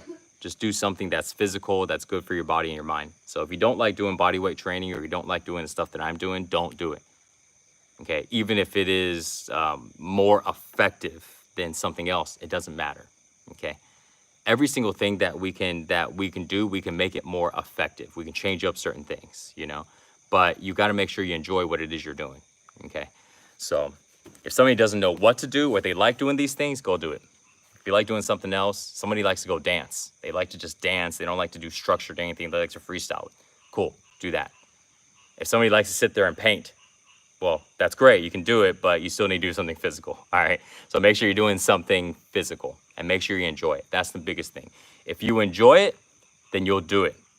You'll enjoy doing it. You'll look forward to doing it. But if you don't enjoy doing something, it doesn't matter how good it is. It doesn't matter how effective it is. You're forcing yourself to do something, okay? There's no reason to do that. There are infinite amount of activities that you can do. So many. If you guys know, like, I like to roller skate. I like to like rollerblade, inline skate. You know, I go skate around the streets of Bali here. I love it. You know, it's super fun. You know, so then I do it. You know, I enjoy doing it. Doesn't matter, right? Find something that you enjoy doing. All right. Adrian, hey Mike, what's your view on muscle ups? I can't do them yet, but are they necessary for improving physique, or should I limit myself to high pull-ups? Thanks. I have problems doing muscle ups too. That's something that I'm gonna go work on getting. So, but the answer, no, you don't have to do muscle ups to build a muscular body, all right? I don't do muscle ups and my body's muscular, but they are really effective. You know, they are really effective. It's like doing a burpee versus just doing push-ups and doing squats. You know, the burpee kind of combines both of them. So it is really effective, but if you can't do it, don't worry about it. You know, you can still get in good shape. Just do what you can, you know. JS, how long does it take to change our body energy level? It just depends every person. What I would suggest, JS, is doing the morning practice every single morning. Don't worry about how long it takes. You know, you will feel the effects right away. But as far as where your energy level is at and where you want to go, it's different for everybody. Okay, there's so many different variables, like our work, the people around us, our diet, how long our pattern's been, all that stuff. But the most important thing is create a habit. Create a habit of doing the daily practice. Okay, again, either my daily practice or someone else's daily practice. Make sure you calm your body down and stay relaxed and just make it a habit. If you make it a habit, you will change your energy level. It's inevitable. Okay, but just create a daily habit. Don't worry about the time it takes to do it. You will change. You will make a difference right away. Every single repetition of exercise that you do will make a difference. You know, so just start doing it. Simply Deep, 1985, Mike Chang. How's your night going, man? What's up, Mike Chat? Yeah, my night's going good, man. I was working out a little bit, and I decided to jump on and do a live with you guys. Tony Montana, you have drama? You have drama? Not much, not much. But once in a while, I get into a little bit. But to be very honest, dude, not very much anymore. I learned how to be able to overcome it. You overcome it by just not fighting. Somebody wants to fight with you, fine, you win. Okay, cool. There's no more fighting. All right, let's see. What kind of diet? Jarwan2 Gamer. Jar12 Gamer. Hi, Mike. What kind of diet to quick fat loss, intermediate fasting, eat 1 meal a day with carb rice, or using keto intermediate fasting? I got trouble when don't eat fruit and rice. I got trouble when don't eat fruit and rice. Either one of them work. Keto, intermediate fasting, they both work good. Okay. Stick to one and just try it out. There's no magic diet. They all work, man. Spec, Mike gotta go. Cheers from Pete, Mary Jo, Zoes, and Jaden from Ontario, Canada. All right, man. See you later, Spec. Yeah, but we can tell you're very zen now. Danger poop. Thanks, man. It's a lot of training. All right, let me go back to Chan. I seriously started working out because of you. I appreciate you, man. Big thanks. Yeah, you're welcome. Welcome to Chan. Julio, Caesar. Oh, Mike from Brazil. What's up, dude? Amberus, is there any vitamins you recommend for people to take for health? There's a lot of my vitamins. I usually tell people to take a multivitamin, things like that. To be really honest, here's the thing. I don't give a lot of advice on things that I don't study a lot on or I just don't do. Do I take vitamins? No, I don't take vitamins, but it doesn't mean that it's really bad for you. I've spent many years taking all kinds of supplements, and now I don't take anything. I don't take no vitamins or nothing, So the answer is, do you need them? No, you don't need them, but it doesn't mean that it's bad for you, Let's see. Robin, do you speak to Danny Rose still? You two were great together. You still do the M100s? No, I haven't talked to Dan lately, M100s, I don't do the M100s lately, but if you try my flow training, it's pretty intense, I would say it's pretty comparable to M100s, I can do M100s no problem now, easy, because the stuff I'm doing right now is pretty intense. Pao Yang, good stuff, Mike. Into calisthenics myself. Would you make guided meditation videos? Yes, man. That's something I want to do in the future, for sure. Where did you learn about energy level? Shit, man. JS. The reason I left Six Pack was to learn all that stuff. I learned it from books, from teachers, all kinds of teachers. I never taken any course. Just like all the stuff that I know about exercising, I never taken any certification classes of any sort. The way I got my PT certification, I got one online really quick. Took 3 hours. I'm done. It's I don't need to go to a textbook to learn. There's so many other ways to learn. I just learn it from experience. Same thing with energy. Most of the stuff with energy, I will learn about it, read about it, and then I'll study it and I would practice it. Biggest thing is practicing it. I practice it. I'll feel my energy levels. I would feel it. There's all these ways to be able to tell where your energy level is at. You can feel it in your body. Your body is really light. If you're light on your feet, your energy level is higher. If you are feeling feeling really at ease, you can feel it. You can feel it in your bridge right here. If there's pressure right here, you can feel it in your head. There's all these areas that you can feel it. But I've been working on it for a while, so I'm becoming a lot more sensitive to energy, than before. There is so much more progression that I can get to. But I'm at a place right now to where at least I can feel the energy, and it just took a lot of practice. One of the things when I first started is I wasn't able to be very sensitive in my body. And so my body was so tense. That's why I keep telling people, start to relax so you can start to feel the energy level in your body. You can start to literally feel the movement. You can feel energy moving in your body straight up. You can feel the vibration moving in your body. But it takes like having to really go into your body and start to relax and bring that attention there. If you don't practice on it, if you're moving too much and able to relax, you'll never feel it. It's like there's nothing there. But in reality, it's in there and it's moving. Once you start to be able to become sensitive to it, then you can tell when it changes, you know?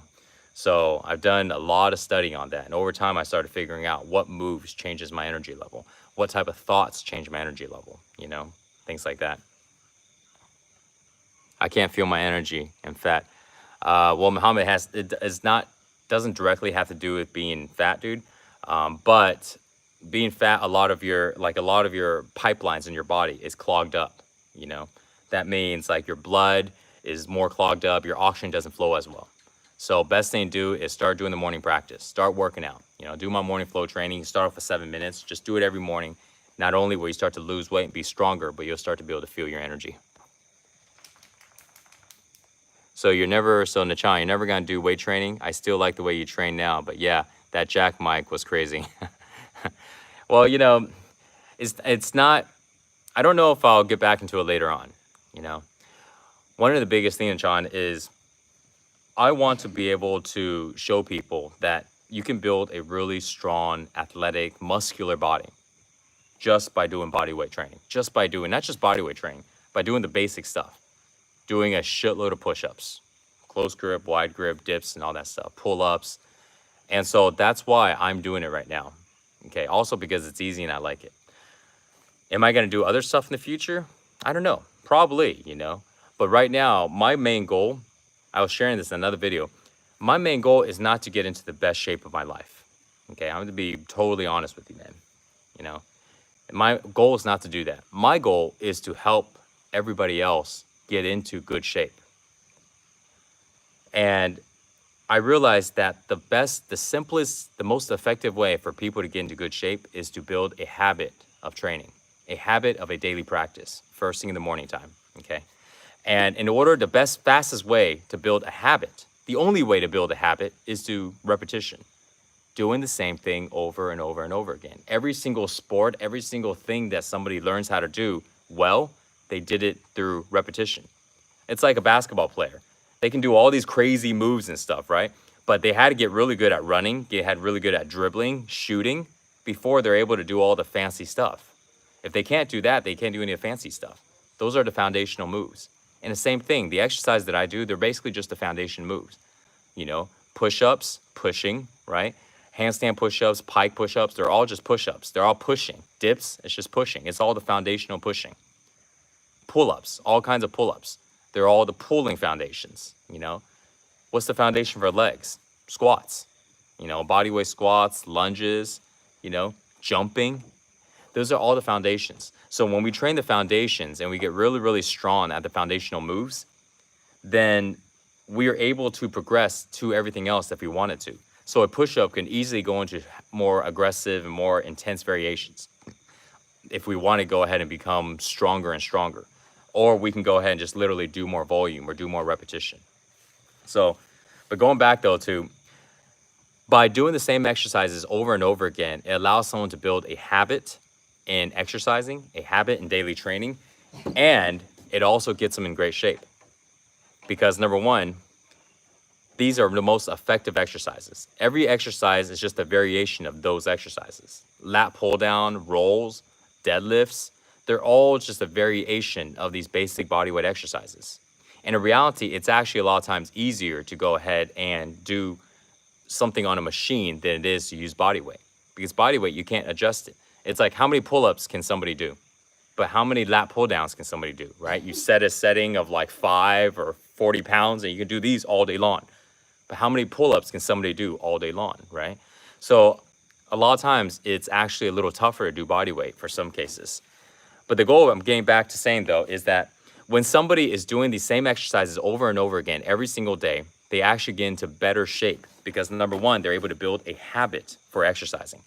When somebody builds a habit for exercising, they're able to actually get in shape because most people don't even work out. They just want to exercise, but they don't actually do it. They exercise a little bit and then they stop. And then they start back again, then they stop. And they keep doing the start, stopping. Every time they start, they do something new. And then they stop because they couldn't build a habit of working out, right? Something got into their way, and before I know it, they stop. And then when they start, they go, I need to do something new because the last thing I was doing didn't work. But it's not that it didn't work. It's just that somebody didn't do it long enough. So then they go into the next new thing, right? So then you got all these apps and you got all these programs out there talking about, hey, new exercise every single day to keep you on track, or, you know, keep your muscles guessing, muscle confusion, new workouts every week, every month, you know, like as a way of saying new is better, new is better. No, man, new is terrible. Think about it. If you're trying to build a habit, are you going to build is it faster, easier to build a habit if you're doing new stuff all the time? Or is it better if you are doing the same thing all the time to build a habit? Think about it. You know, imagine somebody's trying to go ahead and get good at doing something, but they have to do different things all the time. Then how long would it take? You know, Bruce Lee had a really good line. I love the quote. He says, I am not afraid of the man that practiced 10,000 punches one time. I'm afraid of the man that practices one punch 10,000 times. Because that one punch is so powerful, so effective. And it's the same idea. Who cares if somebody only does this one exercise sometimes and all of the other, they don't master anything. They become a jack of all trades and a master of none. But if you go ahead and do the most effective exercises and you do them all the time, every single day, until your body straight up masters them, then if you did want to progress into more fancier stuff, you can. But you would already have a strong foundation for your body. Your body already looks phenomenal. Imagine when you can do 70, 80, 100 push-ups in a row, right? Imagine that. Imagine if you can do 20, 30 pull-ups straight up in a row. Like, how do you think your back's gonna look, you know? If you can go ahead and knock out 20 leg raises straight up, like, how strong do you think you're gonna be? My phone's about to die here. And so if somebody asks, well, how about overtraining? Don't I need to go ahead and change it up? Change it up because my muscles will get used to something, you know? Well, if we look at sports training, if somebody is practicing, let's say, dribbling every day, do they get better at dribbling or do they get worse at dribbling? If somebody is practicing this three-pointer from this line every single day, every day, do you think they're going to get worse at it or they're going to get better at it? All right. Now, imagine someone doing push-ups every day. Are they going to get better at doing push-ups or are they going to get worse at doing push-ups? You know? So, how many people have you ever seen can do, let's say, 70 push-ups, 80 push-ups in a row, but they have no triceps, they have no delts, they have no chest? How many people you ever see that? Zero. Okay. If somebody can do 70, 80 push-ups in a row, for example, they've got muscles, all right? The body will always adapt to whatever we do, okay? When someone does the same exercise every single day, they build a habit. All of those exercises become simple to do. And when someone is able to do all the foundational exercises for their entire body, and they're able to do it with ease, their body is badass already. Their body is so strong. Their body has so much endurance, has all this stuff, has all the strength now.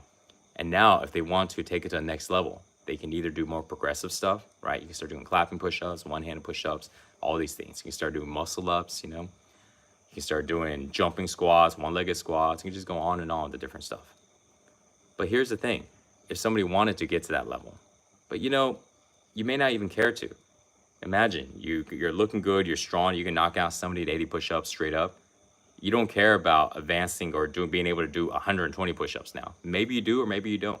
Maybe you go, you know what, I'm in great shape. I'm just gonna do the same thing every day, stay at this awesome shape, not care about progressing on this level, but now I like to go and start doing hikes, or I wanna start dancing, or I wanna go do whatever, right? Spend my time doing something else. Cool, you can do that. And then you'll still stay in really good shape because you just stick to the same practice that you're doing every single day. And your fitness level will continuously stay that way. Hey, booty. So that's why I'm doing the body weight exercises. And that's the reason why you do the same moves every single day. So you can build a habit and you can get really, really strong and muscular. Hey, boy. Yeah, hello. Doing. Really? Hey, I'm on video right now. You don't care? This dog. He's a cutie. Yeah, I love you too, boy. Do not go to the doctors. They do not care about you. Ottoman Papyrus. You know, I haven't read some of the comments. You know, the thing with doctors, man, that's another thing. Doctors, they have the best intentions. I would like to believe. And I really think that they really do want to help people. But the thing is, like, how many doctors you see are actually healthy and strong themselves? Most of the time you see them, they're just as out of shape as their clients. The only difference is they have an MD behind their name and they have X amount of years in doctor school, right? But the thing is, what they're teaching is regurgitated information based on, quote, science, based on these studies. But their studies is limited. They don't understand certain things that the body has. Like, for example, they don't measure energy. They don't measure emotions. They don't realize, like, emotions actually change the physiology of the energies, of the physiology of the body. They don't understand things like epigenetics, which basically means we can change our genetics, right? They don't understand things like consciousness or awareness, you know? There's so many things that they're not taking in. They don't understand, like, when energy meridians, they go, if you have a problem here, the problem's got to be here, you know? They can't be somewhere else. But how about if the problem here is coming from your brain, coming from your mind? How about if the problem here is coming from some other area in the body? There's so many, our body is like a whole system. We can't just look at it as if there's a problem right here, then this is also the source of the problem. This might be hurting, but the source may come from somewhere else, right?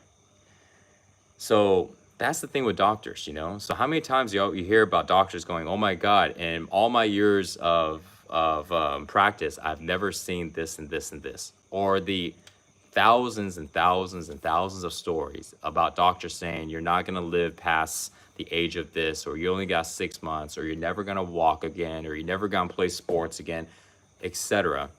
And all these people go, I'm not going to listen to it. I'm just going to do it. And then they do it. And they go and share their story about how they overcame something, you know, overcame all this stuff. It's like, they're just not up to speed with the understanding of the body. They're doing their best, I have to say, but I don't go to doctors because of that. And so I just started figuring out how to heal my body from a young age, you know. Doctors say, like, you're sick, go lay in bed, you know, go lay in bed and relax. Hell no, I never did that. I actually did the exact opposite, and I healed faster than most people. Primed Archie, Mike, Automil was answering my question for you. Sweet. Awesome, man. I was asking if you had any advice on getting over heartache, depression from getting left by someone you loved. I've been, like, depressed for, like, the past 6 months over it. Autonomous Papyrus. Exactly, Mike. They do not ask how you are thinking, peeing, pooping. Yep. Do you drink rain, Sandy? If it's, like, organic rainwater. Marty, imagine. Mike, you should write a book about the higher self and how to find a new level of consciousness. I would love to. I was starting to write a book, but there's so many things I want to do, and I figured out the fastest way. I'm not the best writer, to be honest, man. You know, maybe I can hire a ghostwriter and just have them write it, right? But that's why I'm jumping on videos, and I love doing these things, so this way I can just share with you guys straight up. You know, it's probably faster for me to do that. So, but yeah, eventually I wanna write a book on that. You know, there's a lot of stuff to share on these things, you know. But Jordan, hey Mike, can I do your whole flow training every day? Let me rest at least 24 hours between so my muscles don't get too fatigued and tired. So John, yes, you can do the whole flow training. I wanna touch up on that for you guys that are questioning about that. So if you look at the 60-minute flow training that's currently on YouTube right now, I'm actually coming out with another one I'll be posting. And there's like some lives that I just recorded, you know, and I just put them on there. You can do the whole thing. Any exercise that you do that you don't feel really good on, maybe it's a little tough for you, or maybe you're just like really sore, then skip it. Skip it or modify it. So for example, let's say in part two. The part two is a little tougher because we're going 12 minutes, no rest. You're just going from back to back. So let's say you're doing the first move, which is push-ups. You're doing push-ups for 60 seconds. If somebody's having a hard time doing push-ups, they can do them on your knees. You can do them off like a counter. You can do them off like a kitchen counter, off of a couch, off of a table. Do them on your knees, or simply just do a few and just rest. So you can modify any single move that's in the flow training practice, okay? Anytime when you need to rest, just go ahead and rest. I don't have any real scheduled rest throughout the 60-minute practice, so we just kind of keep going. So anytime you rest, just need to rest. The biggest thing, there's a couple of training principles in there, okay? One of the training principles is about not competing, not comparing, okay, and not judging. That means you don't compete with other people. You don't compete with yourself. You don't compete with yourself from yesterday, okay? You don't do that, okay? You just do the best you can. But the best you can is changing at every moment, which means you're always doing your best, which means thumbs up for you for just doing it, okay? So many people, they spend so much time judging themselves. They spend so much time comparing themselves to other people. And when that happens, all they do is waste energy on thinking. They overthink things. They start to feel bad. They start to feel bad about themselves. If I compare myself to somebody who's better than me, who's like, let's say, who's stronger than me, then I feel less. I feel like I'm weak. But if I compare myself to somebody, mosquitoes, man. If I compare myself to somebody who is weaker than me, so now I feel strong. So then, if we just stop comparing altogether, then we solve the problem of either feeling good or just feeling bad. We solve the problem, because what happens when we compare ourselves to somebody who is less than us, who's like weaker than us, then what happens is we look down on them. Hell, I'm stronger than you are. I'm more superior than you are, right? I'm better than you. So now we're like sitting on this high horse, right? So now we don't look at people the same way. I'm like, I'm above you, I'm better than you. And then you look at somebody who's better than you and you're like, oh, wow, God, man, you're so awesome. And now I feel so less compared to you. There's no reason for any of that. If we just stop judging and we just stop competing and we just do the best we can, then every one of us is enough the way we are currently right now. Doesn't matter if we have goals, right? We want to be stronger, or we want to be more athletic, we want to be healthier, we want to be happier, we want to have more money, all this stuff. But we don't have to feel less on the path to getting there. We don't have to feel bad on the journey. We can feel good the entire time. So therefore, whenever we reach a goal, we feel good the entire way through.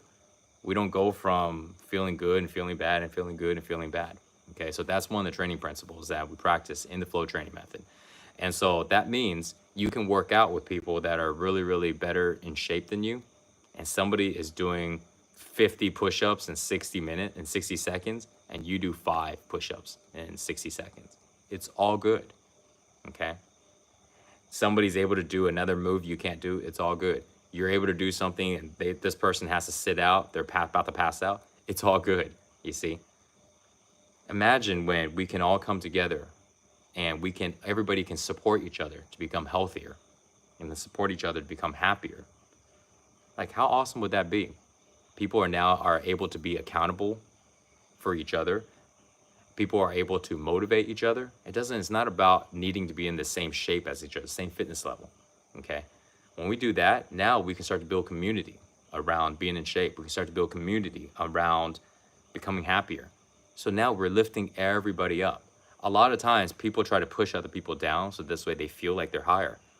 But why? Why don't we just go ahead and lift everybody up, right? Because we may not be at the top of our game every single day.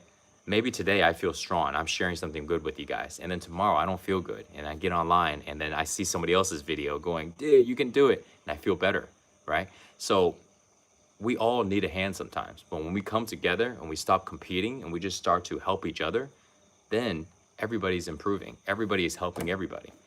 And so that's how I imagine it to be. That would be awesome. And one of the things that we have to do in order to get to that state of being, the way to do that is we have to practice not competing, not comparing ourselves constantly, and not judging other people. So if somebody is in a competition, they're in a bodybuilding competition, they're in some sport, or any type of competition, And they may ask, like, how do I do that? How do I do that? What happens if I like to compete? It's fun, Well, I get it. It's cool. Then you can, on the day of competition, whatever it is, compete, do your best, try to win. Okay. But when you're practicing, you don't have to constantly go ahead and compete with like other people, you just constantly do your best. But by not competing, you actually are able to do better because you take the pressure off. When somebody has a lot of pressure and they feel like, man, I really need to do good, or I suffer a negative consequence of I suck, we start to blame ourselves, judge ourselves, or I'm gonna lose this if I don't go ahead and push harder. All of this pressure actually makes us perform less. It lowers our productivity, So on all levels, it's better to not compete and not compare, right? If we still compete for competition, cool. But during our training, during our practice, we don't need to do that. Okay, so that's one of the training principles. There's about 6 training principles, that are super simple, but they are really, really powerful. And they not only help somebody during the actual flow training to do the training better, but it'll actually help somebody in everyday life. Okay, and that's the way that specifically did it that way. So this way, we are practicing something that's good for our body and mind, but it's also good for like real life. Because imagine when you do that in real life, when you stop judging and stop comparing and stop competing with people. Now you're at the office and stuff, you're not judging people. I mean, judging is like the fundamental thing that creates all the problems. If we don't judge, there's no more problems. If we don't judge, there's not all of the conflicts. They're gone. There's no more conflicts. All of that stuff comes from judging. So it's not going to be overnight. I started practicing not judging July of 2017. I remember the specific month. I don't remember what day it was, but I remember the specific month when I started practicing that, because I realized I was judging like crazy. Like I couldn't stop judging. I didn't know how to stop. So I just started practicing, and it took me a long time. And now I rarely judge, like it's like life is just so much easier. You're just happier that way. All right, let me see. Dennis, cool to see you live, man. Glad I found you again after training with your good old day videos 5 years ago. Thanks, Dennis. PUA Benedict, do you have a technique for running long distance and improving timing? Nah, bro. I wish I did, but I don't run long distance, so yeah, sorry, I don't have a technique for that one, man. Ottoman Papyrus, primed Archie, sorry to hear heartbreaks are never easy. I promise you, even if you feel right now, it will get better, and you can't live without that person. It will change in the future. Yeah, prime Archie, man. These things take time, but the time is up to you. Somebody can be low for 6 days and be okay, or they can be low for 6 months or 6 years. The biggest thing is, number one, just remember that all emotions, like if somebody feels depressed, it's an emotion. If somebody feels sad, it's an emotion. If they feel angry, all this are emotions. Emotions are energy in motion. That's what an emotion is. Emotion, energy in motion. So imagine if emotion is just like a name for the energy. Like if you guys look up map of consciousness, David Hawkins created a map called Map of Consciousness that shows the energy frequencies. And a low frequency energy has a low emotional state, and a higher frequency is a higher state, and it keeps doing this, right? So let's say, I don't have it memorized. So let's just say, for example, let's say energy frequency 50. This could be at apathy, for example. Somebody's like so depressed, right? They don't even have the will to live, right? They're just like, oh man, life really sucks. So this is at an energy frequency of 50, for example.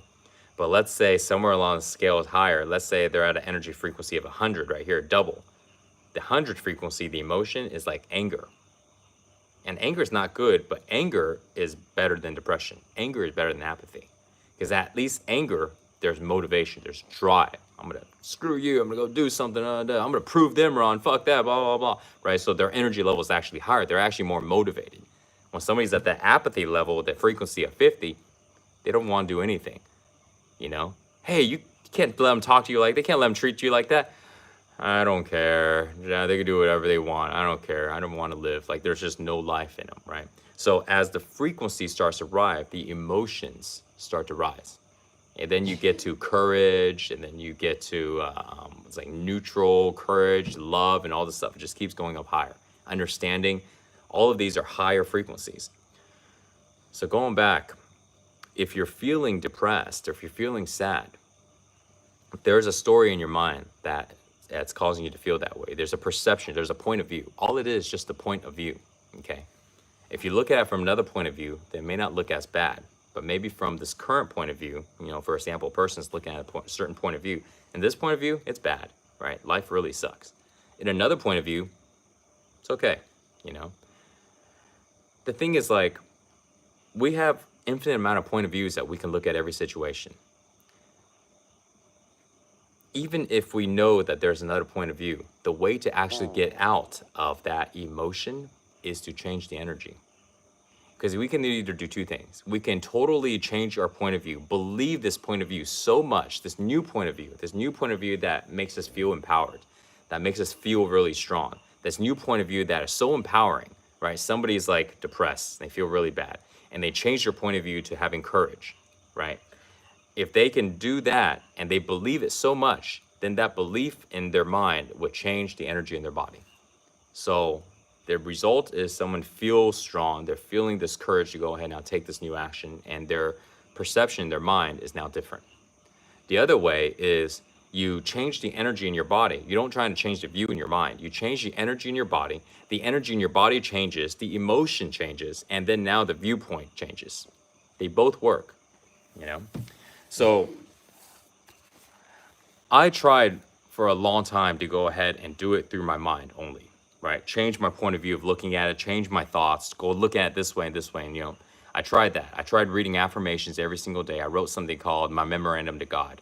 It started off as being a paragraph and turned into like 3 pages. Every single day I would rehearse and just verbatim, like 3 times a day, and it helped some, it was good. It was helpful. I was just saying it without, I would read it every day. So I memorized the whole thing, but it wasn't as effective as I wanted it to be. I did this for a few months. The most effective thing that I found is when I did a physical practice that changed the energy in my body. And then when my energy in my body changed, my perception in my mind changed.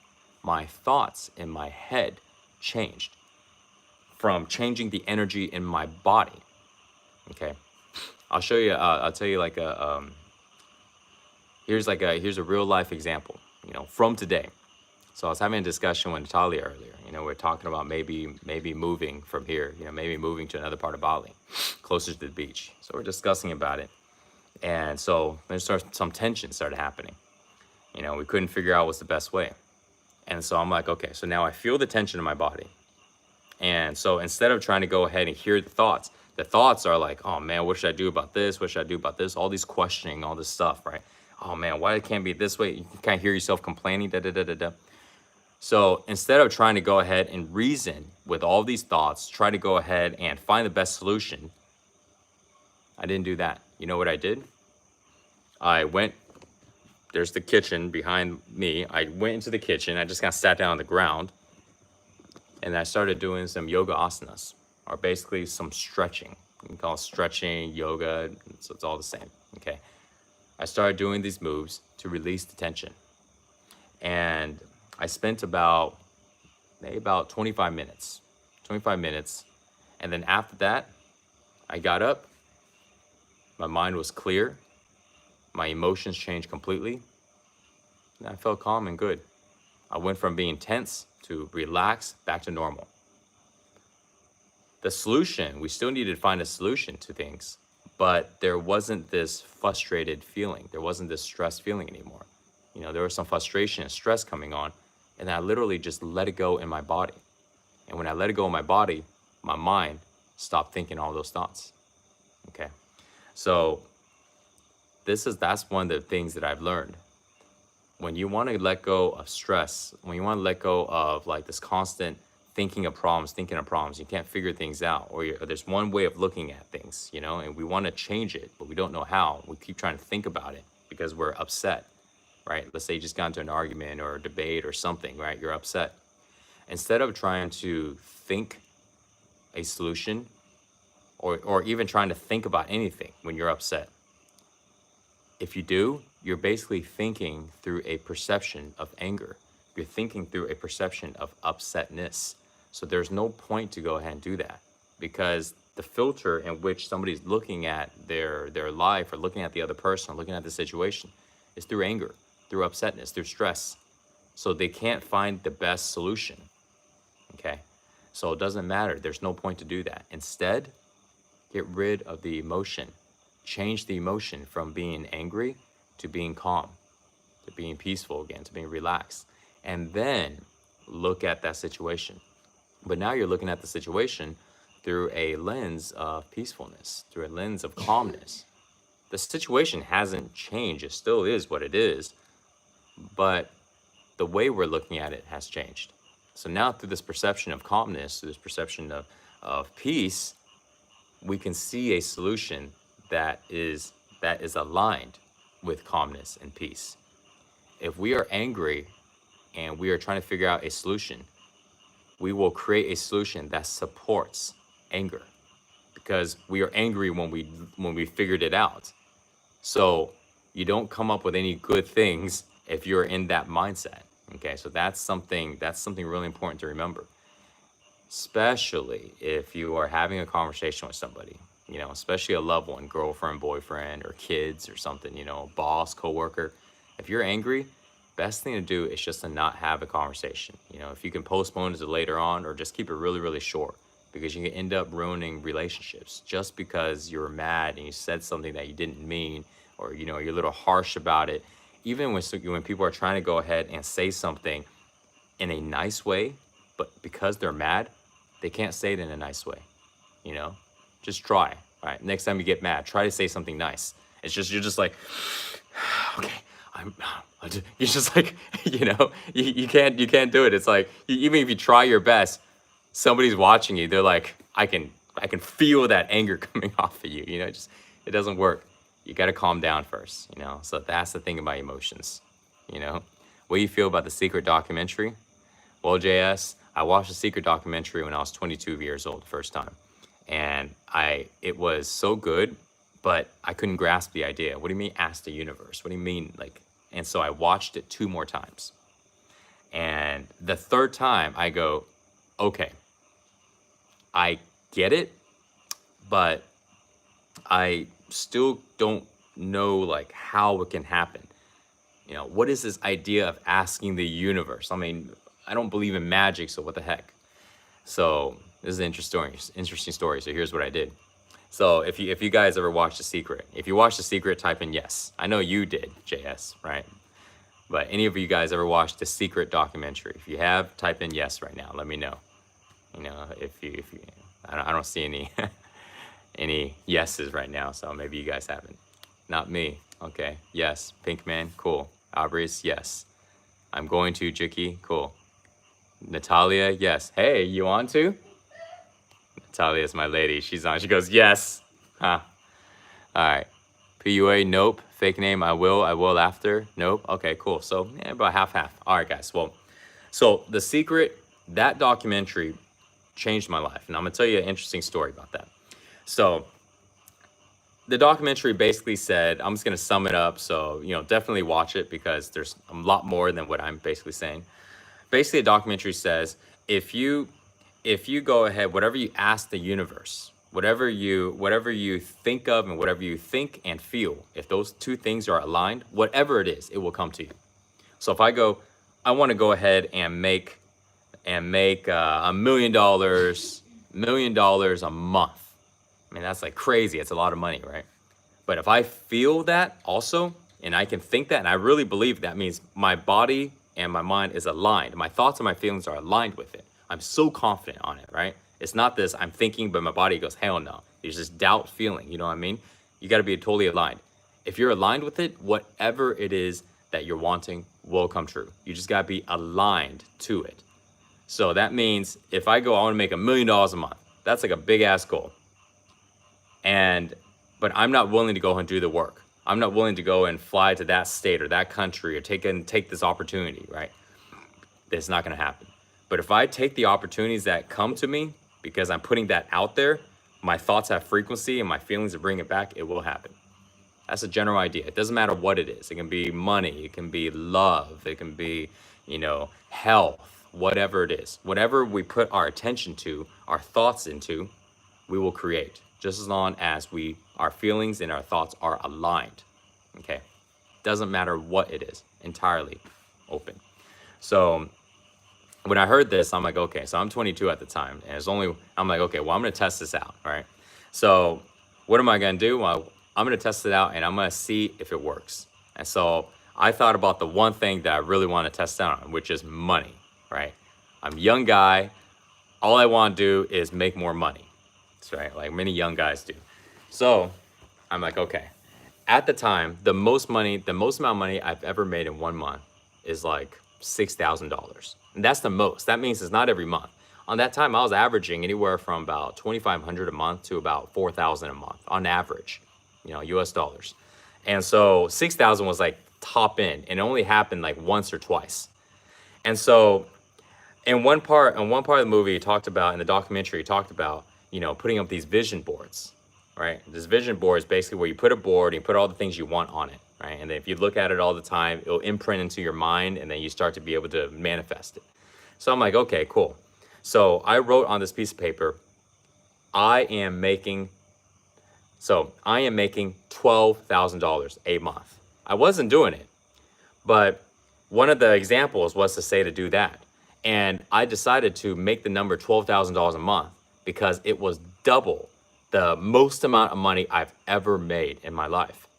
And there could be no accident that I'm gonna suddenly double my income in 1 month when I have no plans on how to do it. I have no idea what I'm gonna change and what I'm currently doing. I was doing loans at the time. I was doing mortgages, And so I don't know how it's gonna come, but the secret says you don't need to know how it's gonna happen. You simply need to go and ask the universe. Just put it out there and it will come to you. Some way, somehow, you don't need to figure that out. You just need to believe that you can do it. So I'm like, okay, cool. So I wrote, I am making $12,000 per month, and I put it everywhere in my house. Like I couldn't turn without seeing it. I put it on my fridge. I put it in my closet. Like you open up the clothes, the hangers, and then behind that, there's that, right? I put it in my car. I put it in my phone, everywhere, right? On my mirror, in my restroom. I am making $12,000 a month on just regular piece of paper, red. So I'm like, okay, cool. And then just work like normal, right? So I go to work every day. At the end of the month, I didn't make $12,000. But I made $11,864. And I remember sitting there and just looking at the check, and I didn't know it was going to happen because in loans, I was working for a broker. And so basically, if you guys know anything about mortgage loans, it doesn't take just like 1 or 2 days to close a deal. It takes like, sometimes you work on a deal for weeks, sometimes even months. And so everything all closed within like the last like 4 or 5 days. And suddenly, I didn't know if I was gonna make a lot of money or nothing at all. And then suddenly they just started closing. At the end, I got this check for $11,864. And I'm like, whoa, this is crazy. This is the most amount I've ever made. And here I am, wanting to create this goal of 12,000, and shit, I just made almost 12,000. Yes, that's gonna make a believer out of me. And I'm sitting there and I'm like, oh my God, this is real. But it's not magic because I was working the entire month and I was seeing how this was like happening, Do I just type in the secret documentary? Yeah, Chicky, you just type that in. On YouTube? Maybe. I'm not sure. It might be on YouTube. You can check it out. It might be. I think it's on Netflix. I believe seen it on Netflix before, but try it on YouTube. It might be on there. So I realized, oh crap, this is true, But it wasn't magic because I was doing the loans, I was working and all this stuff, and I saw how I was able to do it. Okay. One tip here. Anything that you want to create, you can create it. The variable is time. If you believe in something and you keep your vision, your focus, your attention on that thing, it doesn't matter like what it is. If you just keep it on there, you will create what it is you want. Doesn't matter what it is. Okay. However, if don't have any guidelines, you don't have any morals or any if you have this mentality of I will do exactly whatever it takes, and there is no like right or wrong, like if it's just whatever it takes, you'll probably get it faster, but it may not align with your values. It may not align with your integrity. It may not be something that's the best. You may end up hurting people. You may end up breaking the law. You may do a lot of stuff, but it will happen faster. You see what I mean? So in other words, what I suggest is if you absolutely want something really, really bad, but it's not this life or death thing, it's just, you want this thing really bad. It's a goal you always want, then make sure that just go for it, but have certain guidelines, this way you don't just throw all of your values out the door, because if you did, you will accomplish it a little faster, but you may not like the way that you accomplish certain things. Okay.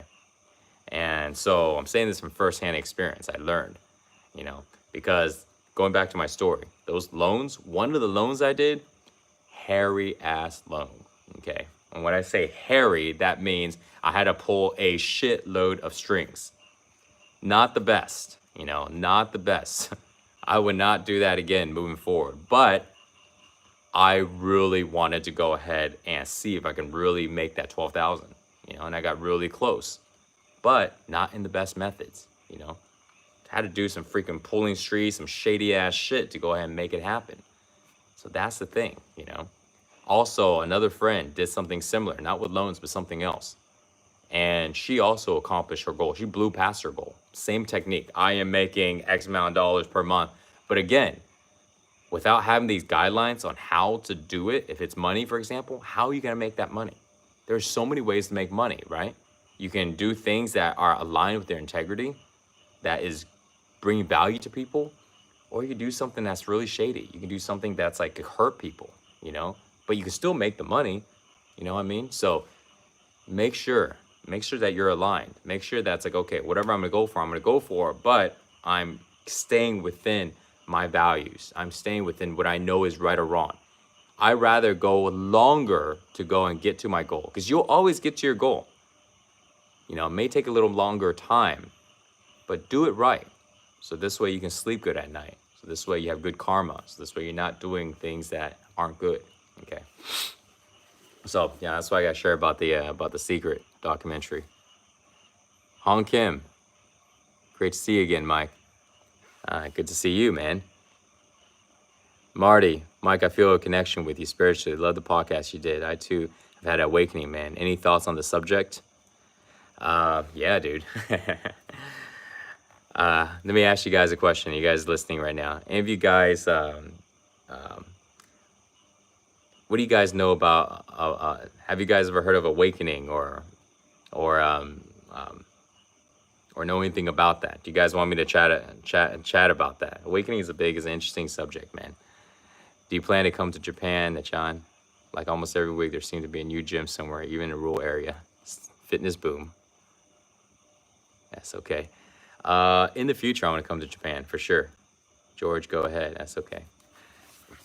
So, I'm curious about your death, thoughts on death, acceptance, etc. Okay. Yeah, please talk about your awakening period. Okay, sweet, man. So, my awakening, I shared this on the Why I Left Six Pack Shortcuts story, on the video on there. I shrunk it down, so this way it's not as confusing for people. But I'll give you guys the unedited version, I won't give you guys the clean version. I'll give you guys the dirty version. So, all right. So check this out, right? So in Utah, February 2nd, Jason Chang. So February 2nd of 2015, I'm at this event in Utah, and It's like a mastermind event. It wasn't this, spiritual event or nothing at all. We were just going there, and we're gonna do a talk on YouTube marketing, because that's what we're known for, and other people is gonna do other stuff. And there was about maybe 70 or 80 people. And at the end, the last night is when I experienced this awakening. Okay. And it was over a 6-hour period.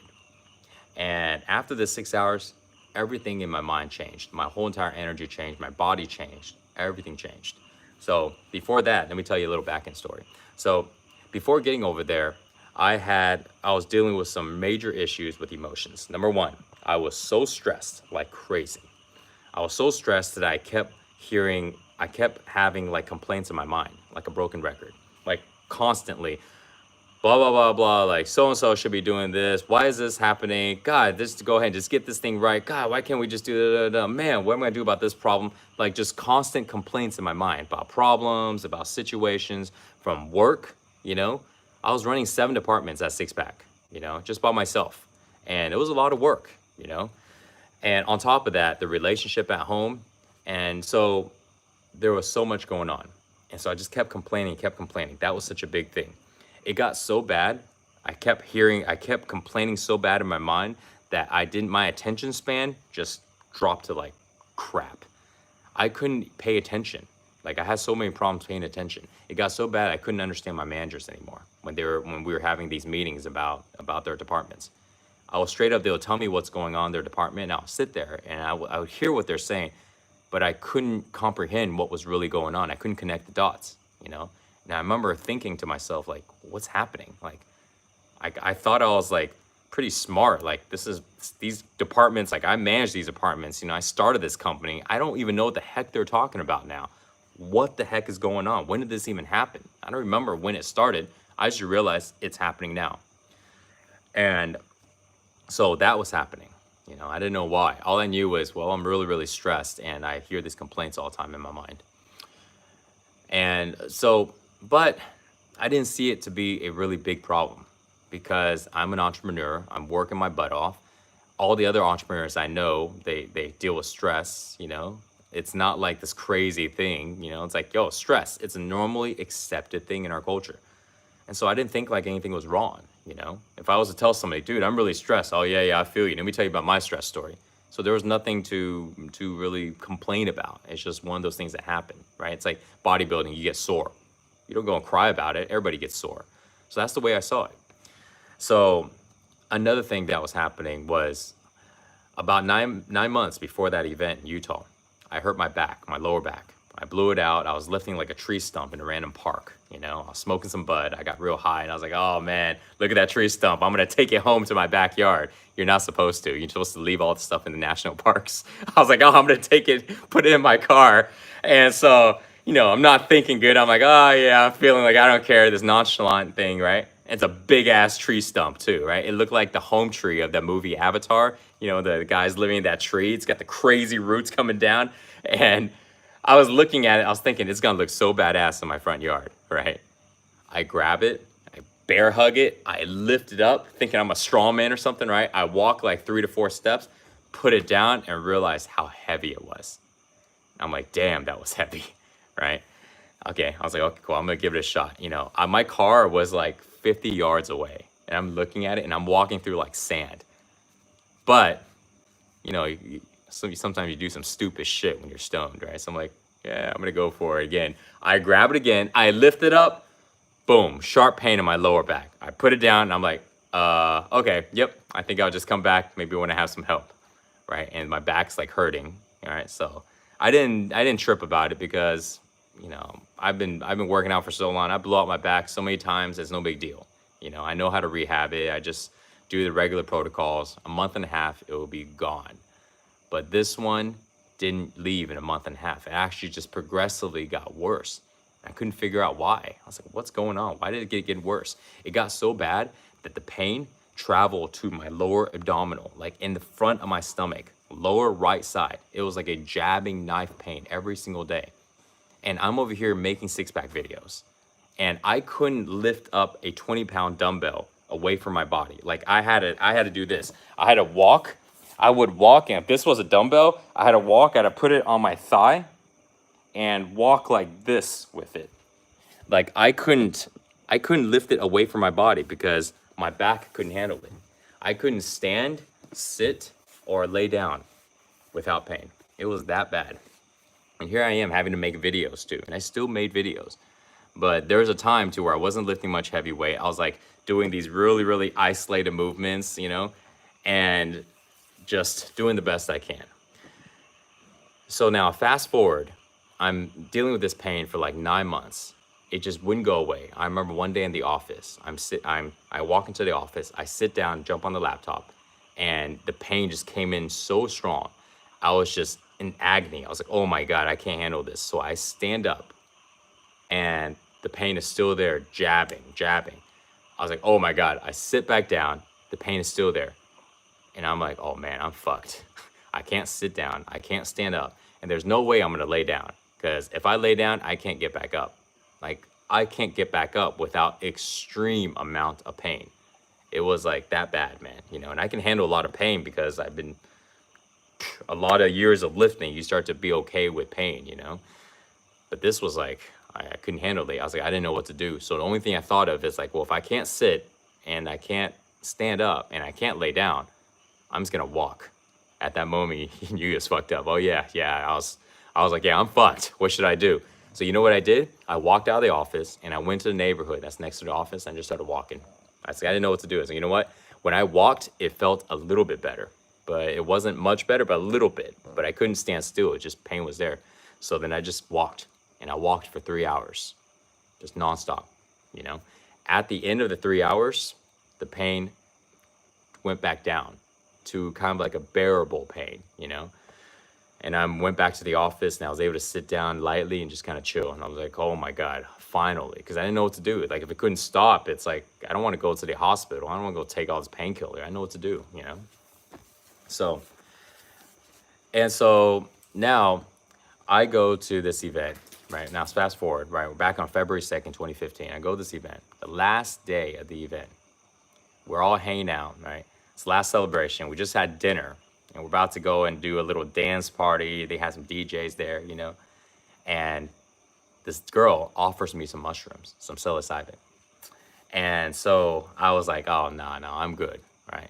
So my friend's been trying to get me to go and take mushrooms for like years. But I was like, I don't want to mess with that. And the reason why is because my dad has schizophrenia. You know, when I grew up around somebody that has schizophrenia. So whenever you get his episodes, he's like seeing all this stuff and he's like telling me, hey Mike, you see this and see this? And I was like scared. I was like, oh shit. You know, not only am I scared of him, but I'm also scared that's gonna happen to me, because doctors were talking about like, oh, it's a genetic thing, it's a hereditary thing, you know? So me and my sister were like, oh shit, you know, this could happen to us, you know? We just wake up suddenly and we're seeing shit. And so I thought that mushrooms will make you see things. Because, you know, you ever hear people talk about mushrooms? Oh, dude, I see the colors. I see all this stuff. So I was thinking, hell no, man. I don't want to go and see anything. No, thank you. You know, I'll find other ways to have fun, but I'm not going to see stuff. I may not even be able to turn it off, you know. Freaking suddenly I have schizophrenia. Like, fuck that, man. I'm going to stay away from it. So I said no for like years.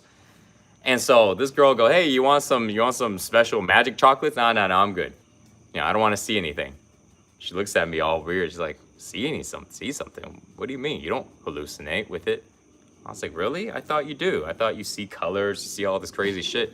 She's like, nah, man, you just, you know, the lights will stand up a little bit more, you know, you have a lot of energy, you'll feel really good, but you don't hallucinate. And I looked at her, I was like, okay, so that's like trying like ecstasy, you know, it's kind of like X, right? Because I did that back in my 20s, you know, not a lot, but maybe about like 7-10 times, you know. And she's like, kinda, yeah. I was like, okay. Cool, I'll just try it. And so I went ahead and took it. And then about 20 minutes later, you know, a friend of mine comes by and he's like, hey dude, open your mouth. I was like, what do you got? He's like, trust me, man, just open your mouth. I was like, he goes, stick out your tongue. I was like, man, this shit's getting weird, man. I'm like, and he drops like this powder in me and it ends up being like MDMA. So it's called hippie flipping. So I was like, oh shit, okay, all right. I didn't know what it was. I'm just like, I'm just gonna go for it, because everybody was really cool, so it's just this trusting vibe, right? So Then I'm feeling the energy. I was like, oh man, yeah, I'm feeling good, right? So then I'm dancing, they're jamming and all this stuff. So now afterwards, about 45 minutes of dancing, I go into this big ass room. They call it the meditation room. There's about like 30 or 40 people in there. Everybody's just kind of chilling. Hello, Mr. Liu Kang. Hey, Han. So then I'm just chilling, and people started asking me about how I grew up, like how I grew up, how I started, when I started exercising, and how I ended up building the Six Pack channel. So I was like, okay, cool. I've shared this story a lot of times, so I just started sharing my story about how I grew up. But because I was on the mushrooms, right, I had a different perspective. My energy was different. And so when I shared my grow up story, my childhood story, I shared it from a different perspective. So all this time, every time, right? You know, if I was gonna ask the interview guys, hey, tell me about how you grew up, you would just tell me this story easily. Like, you don't even have to think about it. You have to go, where do I, you said it so often, it's just like repetitive, right? So just like me, except this time, I said it from a different perspective. And I wasn't trying to, but it was because my energy was different from the mushrooms. It changed my energy. So then I said it from a different perspective. And so my old story about how I grew up is basically where I grew up in Houston, Texas, in an area called A-Leaf, and I grew up in like the hood. I was poor, I was getting picked on all the time, and I wanted to go ahead and become stronger. And so I started exercising. I wanted to be able to defend myself. So I started doing martial arts and all this stuff, right? That was like the motivation. I looked at all these badass people like Arnold Schwarzenegger. He's the man, right? You go look at like Jean-Claude Van Damme, Jackie Chan, Jet Li, Bruce Lee, all these people, Bruce Leroy, you know, all of these people that are freaking kicking ass on screen, Stallone, right? So I looked at them like idols because they're all these macho dudes, and I wanted to feel strong. I wanted to feel confident. So this way I can actually feel that way. I could feel safe. And these guys are so muscular and jacked. And I look at myself, I'm this skinny, no muscle, big pot belly, little Chinese kid. So I'm like, man, I want to go ahead and work out, be like these guys. So that's when I started training. And then that's my normal childhood story, right? I can just say it without thinking. But then that night, I didn't say that story, but instead I shared another perspective of my childhood. And the perspective I shared was, hey, well, I grew up in A-Leaf in Houston, Texas, and the way I started exercising, I had these neighbors, there's these three brothers that lived across the townhomes from me. We lived in these townhomes, these fourplexes. And one of the brothers was really, really jacked. His name is Damien, his three brothers, like Damien, Fiji, and I forgot the other guy's name, Femi. And so anyways, like, but Damien's like really jacked, and we love to work out, because I was so motivated, so we would go and work out with like cinder blocks, we stick like a broomstick between the, cinder blocks, like the big ones like that, like the gray ones with the two holes, you stick something in it. And I was curling with those, for example, and we stick like a broomstick in it, but nothing was like keeping it from moving around. So it was like scraping our chest and all this stuff. We were doing push-ups and doing all these moves, these workouts, because we're like, we love to work out. He liked to work out, and then I was so motivated, and we just did that. And I would watch like movies, Arnold movies and all this stuff, all these muscular dude movies, and just to be inspired. Me and my mom would go ahead and watch like Arnold Schwarzenegger movies. I still remember she likes to watch the movies because she liked the action. I think she likes to spend time with me, but she couldn't pronounce Arnold Schwarzenegger. Schwarzenegger is like too long of a name, so she just called it the big muscle guy in Chinese, She goes, hey, Mike, you want to go watch a big muscle guy movie? I'm like, hell yeah, So we go and watch that. And then I would be inspired, and she'd like it. We're hanging out watching movies all the time. And that was the way I was being inspired, and that's how I started exercising. And I got my first membership in 24-hour fitness when I was 14, And so that was my new story, which was completely true, but it was just from a different perspective. And then I started to go on and start talking about the rest of my events in my life, how ultimately ended up to, starting the Six Pack Company. But here's the thing. Every single other event in my life was about proving myself worthy, proving myself to the people that picked on me, proving myself to people that looked down on me, My old story is like I was poor, I was skinny, my people looked at me and didn't think I was gonna amount to anything, so I'm gonna go and show them. I'm gonna prove to them that I'm better than what they thought of me. That was my old story. So all of the stuff, all of the businesses or all of the work, all of the jobs that I got, it was all for this. I'm gonna show them. I'm gonna go ahead and become successful, so this way I can show them that they were wrong about me. This validation, right? But it didn't match up anymore, because as I started to talk about every one of my stories, all of them was based on this needing to prove. But I just went ahead and, hey babe, can you let Booty out? I just went ahead and shared my childhood story from another perspective, from a perspective of like fun, compassion, you know, everything is cool. I don't need to prove myself. And so therefore every event after that didn't make sense. And this wasn't, I didn't see this as just like a story I'm telling. I saw this like, this is who I am. This is who I am as a person. So then when I started to share, and I realized that all of these events that I did in my life was based on a story that I had, a perspective. And that if I changed my perspective, then every single other thing in my life would have been very different. And the only reason it happened that way is because I had this story that this is how it went down. You know, I was being picked on, I had to prove myself. But if I didn't see myself as being this less person, being this non-worthy person, you know, that needed to prove themselves, then I would have made that choice different, all throughout my life. All of the choices I made would have been different. Then I would have been a totally different person. And who knows who Mike Chang would have been? I don't know, you know? And yet, so there I am, I realized suddenly I would be a different person. But just because I changed the story that I'm telling myself. So if I can change, if I become a different person just because I change my story, then I can't be a story. This person of who I am isn't this story. Who I am is more than just the story of Mike Chang, this character of Mike Chang, right? If your name is John Smith, I go, hey, John Smith, tell me about you, John Smith. Then you would tell me the story of John Smith. Story of John Smith is who John Smith is. The story of Mike Chang is who Mike Chang is. But in reality, if I can suddenly change the story, so now Mike Chang is a different person now because I just changed the story. I just saw the story from a different perspective. You guys catching on? You see? That doesn't make sense. I didn't change. I'm still here. I was still standing there. I was still sitting there telling people, and suddenly I'm a different person now. That didn't make sense. I couldn't have been stories in my mind. This Mike Chang character was just a story. But who I was not this story. Who I was isn't this Mike Chang character. This character was just made up in my head. See what I mean? This is deep, okay? But I realized that this idea of this person, Mike Chang, is just made up in my mind. I can change my name to being John Smith and then make up a story. John Smith did this, and now I'm John Smith. Suddenly I'm a different person. I just changed. But I still look the same. I still have the same thoughts. Like, I didn't change. Who I am is not based on a name. Who I am is not based on a story of my past. That's not who I am. That's just an event that I experienced. It's just an event that I experienced, but it's not who I am. If I own this car is just a car that I drive, but that's not who I am. If I have this necklace is something that I wear, but this is who I am. If I have this hair, suddenly I went bald, I'm not a different person. This is just hair, you see?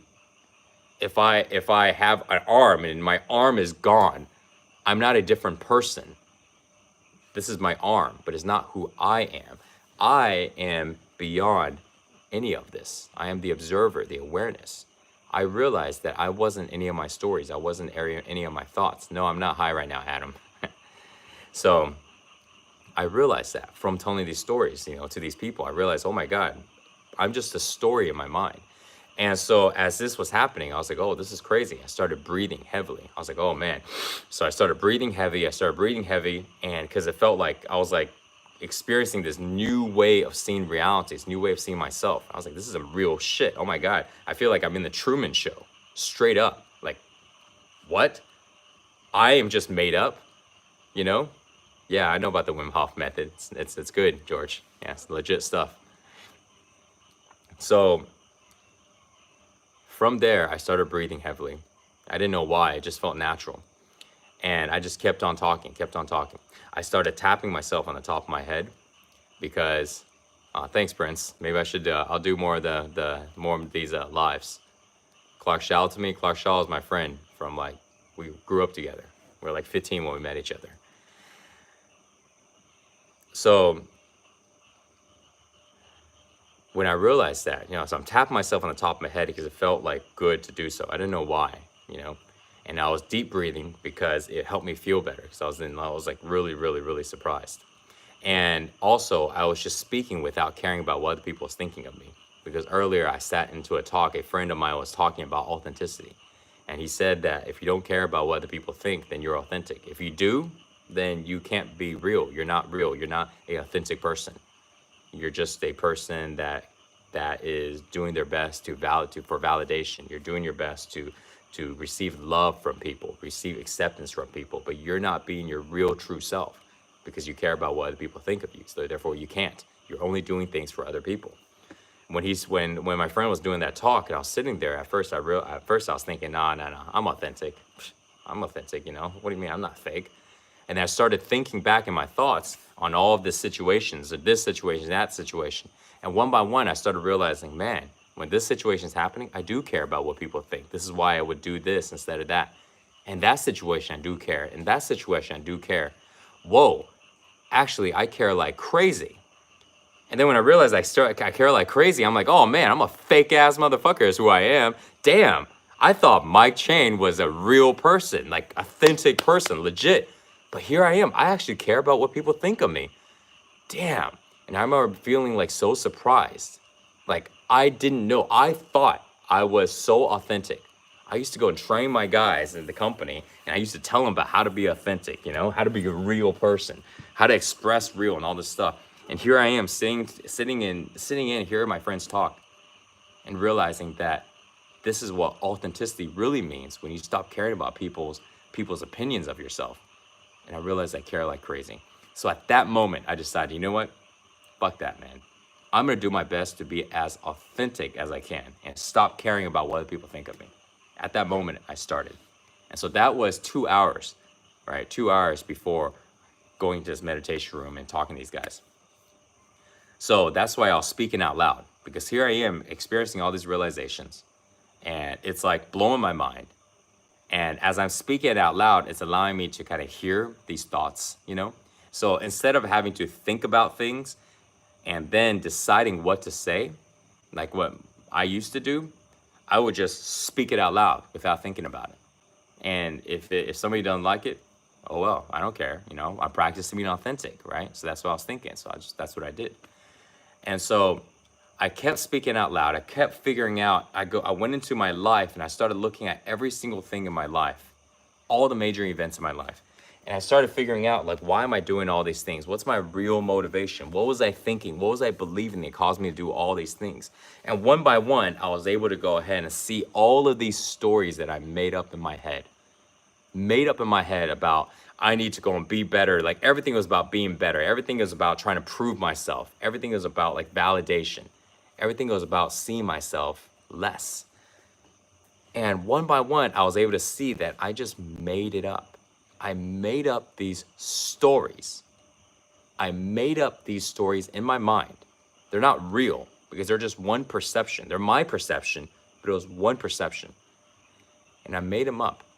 And based on that perception, that belief that I had about myself, I chose to do that. I chose to do that. I chose to do that. Everything in my life, which is because I made up this belief about it. But the belief wasn't real. I can make up a new one, in other words, right? And so why would I make up a belief that would make me feel bad?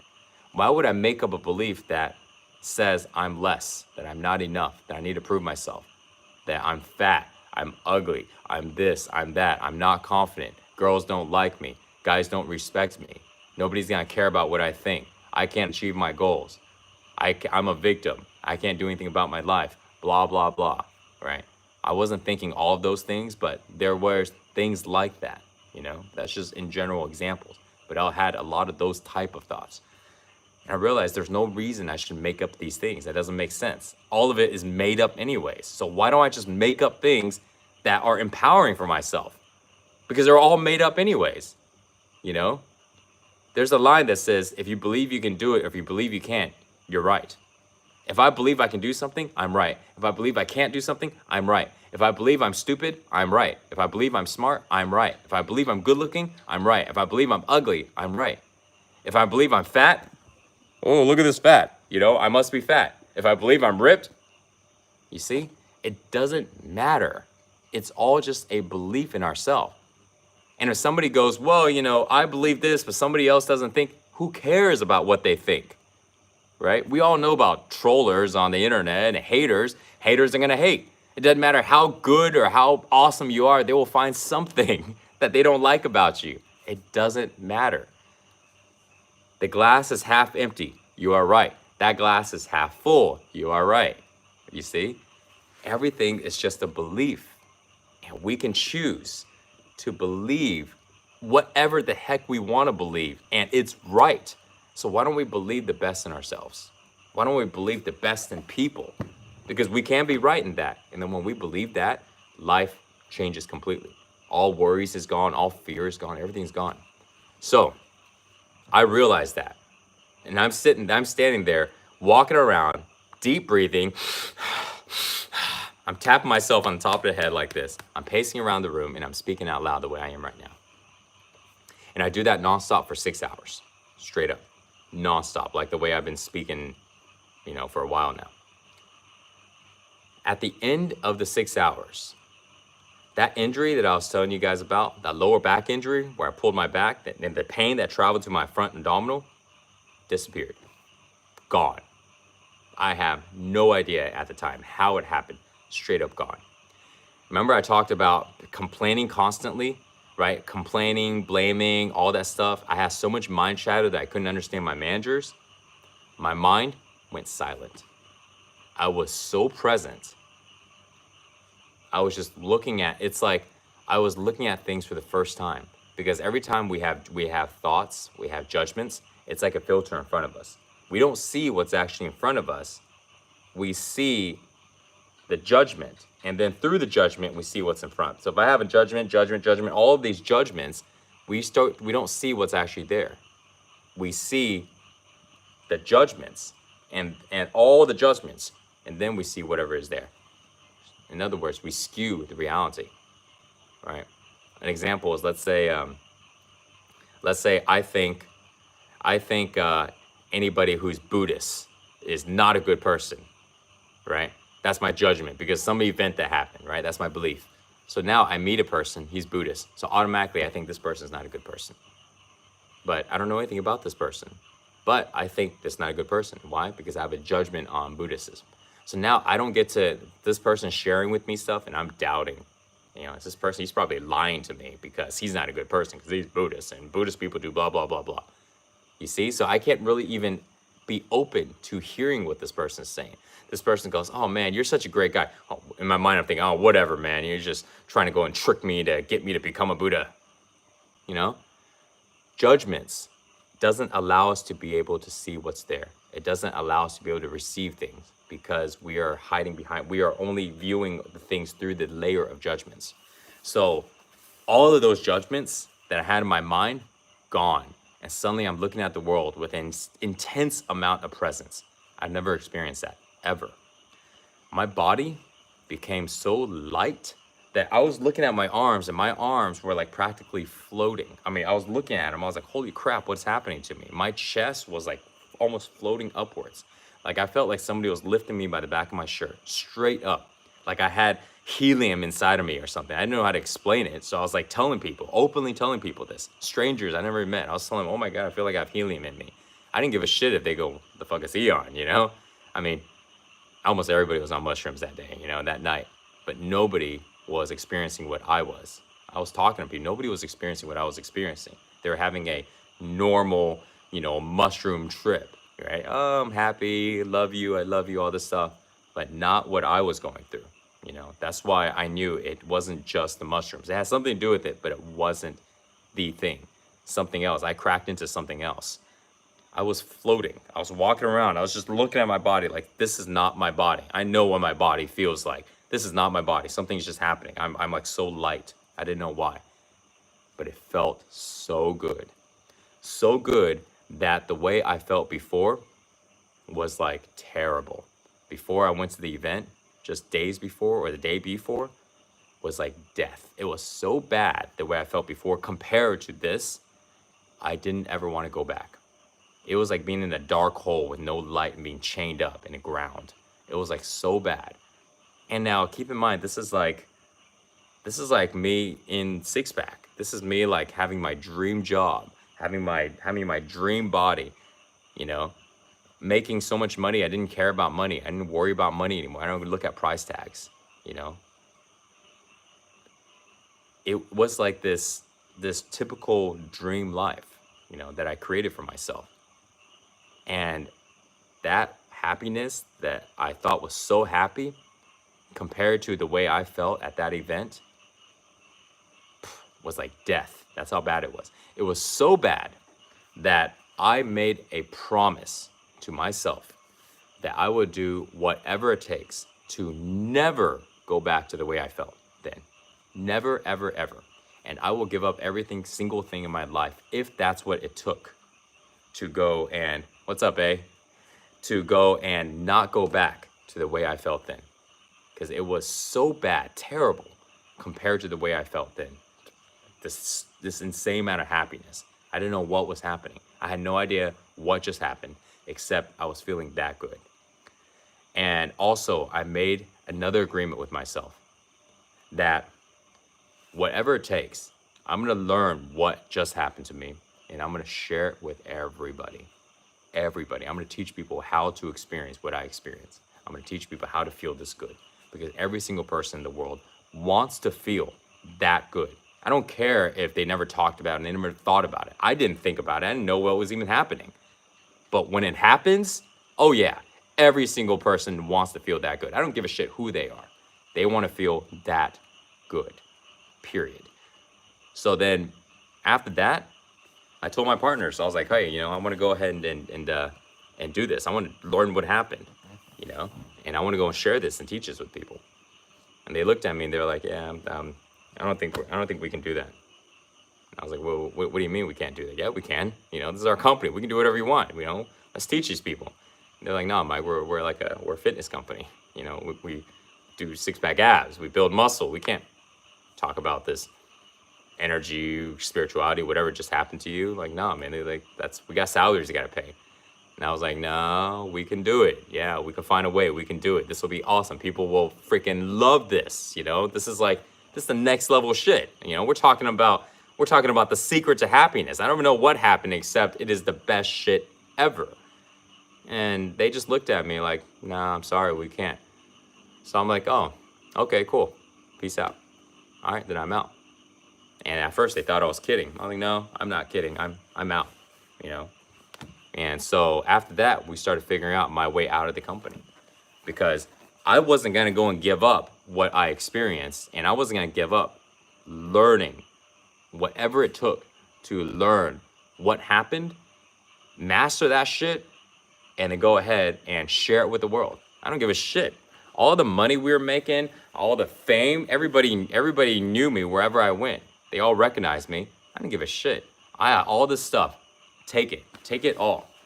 Because I was able to go and experience the happiest I've ever experienced in my entire life, and it had nothing to do with money, nothing to do with fame, with having a better body, with having an awesome girlfriend, having awesome house, whatever. Nothing to do with any of these things that people care so much about. I care so much about. I busted my ass and everything to go and get these things. Worked my ass off, 70, 80 hours a week. Stressed my ass off and still kept going. And yet, none of those things changed. And here I am experiencing the best ever. So I realized the idea that line, happiness doesn't buy, like money doesn't buy happiness. Yeah, it's completely true. But what creates happiness? Right? People go, oh, following your purpose, follow all this stuff. Well, you know what? I was following my purpose. I loved exercising. Like, that was like my dream job, is to go ahead and exercise. Like, you serious? Like, I don't have to wear a shirt to the office. Are you serious? I get to go and talk about working out, slam down monster drinks, go ahead and wrestle with a whole bunch of muscular dudes and talk like that's a dream job. I was following my passion. Following your passion doesn't make you happy. Okay? It's not that it makes you unhappy. But happiness is an emotion. It's a energy in your body. So that means if you are doing everything that you want in your life, you have everything. You have everything in your life. You're doing exactly what you want. That doesn't mean you're happy. Okay? You can be doing all of that, but your emotions can be stressed. Your emotions can be frustrated, can be worried, can be fearful. But you have your dream job, right? You're making tons of money. You have your dream body. You have everything that you want. You have your dream partner, whatever it is. But if your emotions are not loving, they're not happy, your energy is not high, then it doesn't matter. You're not going to be happy. And here's the tricky part about this. Somebody can ask you, hey, John Smith, hey, are you happy? And John Smith would go, yes, I am very happy. I have a nice house. I have a beautiful wife. I have great kids. I have a good job. I have tons of money in the bank, financially secured, and I exercise. Doctor says I have a good bill of health. So I am very happy. You know what John Smith just did? John Smith just named reasons on why he's happy. But happiness is not reasons. Happiness is an emotion. It's an emotion. If I go, hey, give me thoughts about why. Give me positive thoughts. Give me positive thoughts on why you're happy. But now if I go, hey, are you happy? Do you have the emotion of happiness? Somebody will go, they'll just start listing reasons again. I go, no, not reasons. How do you feel right now inside of your body? Literally, right now in your body, how does your body feel right now? You know what a lot of people will do? Feels fine. Yeah, what's there to feel? Yeah, feels okay. You see? That's how I did. That is the typical thing. The reason why is because most people can't feel their body. I've been exercising for so long and I couldn't feel the sensation in my body. I was so disconnected inside of my body, I couldn't feel it. Like, I can feel my muscles, all right? I can contract muscles, but I couldn't feel feelings in my body. I couldn't feel emotions in my body. So if I can't feel emotions in my body, how do I feel happiness? How do I feel if I'm like angry? I can't. Because in order to feel that, you got to be able to feel. You got to be able to be connected to emotions. And I wasn't a emotional person, right? I think there's like emotion people and unemotional people. But that's the thing. That's like saying I'm not a thinking person. I'm not a person that thinks. What do you mean? Everybody has thoughts. Your thoughts may not be the same as that person's thoughts, but you have thoughts, right? And if someone goes, well, I'm not an emotional person, well, that's fine, but you still have emotions. But if you can't feel your emotions, then how do you really know what's going on? You see, if somebody can't feel their emotions, they could be angry and they have no idea that they're angry. They can be stressed and they have no idea that they're stressed. They can be sad, depressed. These are just labels. In reality, that's just their energy frequency. They could be experiencing that and they have no idea. Why? They can't feel it. So then if they can't feel it, and then in their mind, they're listing the reasons on why everything is fine, well, then everything is fine. But you know what's happening though? What happens when somebody's energy is really low? What happens? When somebody's energy is really low, when their emotions are really low, energy can't flow well in the body, And when energy can't flow well, sickness happens. Their health starts to go down. We start to get sick. We start to get disease. Suddenly, oh my God, I got cancer. Oh my, you didn't just get cancer. You started developing it a long time ago. It's just that now it got to a point to where it shows on the radar when you go to the doc. Oh my God, yeah, suddenly I got heart disease. All of these things is because our blood is not flowing. Our oxygen is not flowing. Why isn't it flowing in our body? It's not flowing because it's blocked. Why is it blocked? A big part of it has to do with emotions. Our emotions, when we are angry, when we are depressed, when we're sad, our body tenses up.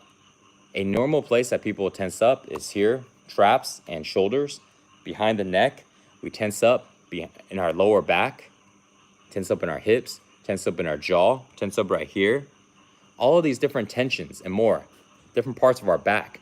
Our back, our spine is our energy highway. It's a passageway where energy flows, where the blood flows, spinal fluids flow. Everything flows. It's like a highway. But if our back is so stiff, then it can't flow well. So if it can't flow well, we get sick. If it can't flow well, energy can't flow well, then our emotion stays really low. And then what happens when we have low emotions, when we have like stressful emotions, angry emotions? Then we have anger thoughts. We have angry thoughts. We have negative thoughts. We see the world in that way. When our body feels that way, no matter if we know it or not, if our body feels that tension, that stress, those negative emotions, our body's sympathetic nervous system is turned on. The sympathetic nervous system, there's two different types of nervous systems in our body, sympathetic and parasympathetic. The sympathetic is responsible for our fight or flight. It's a defensive mechanism. It's for survival. If we feel in danger, our sympathetic nervous system turns on, and then we go, it's time to put it up, or pew, I'm out. It's for survival.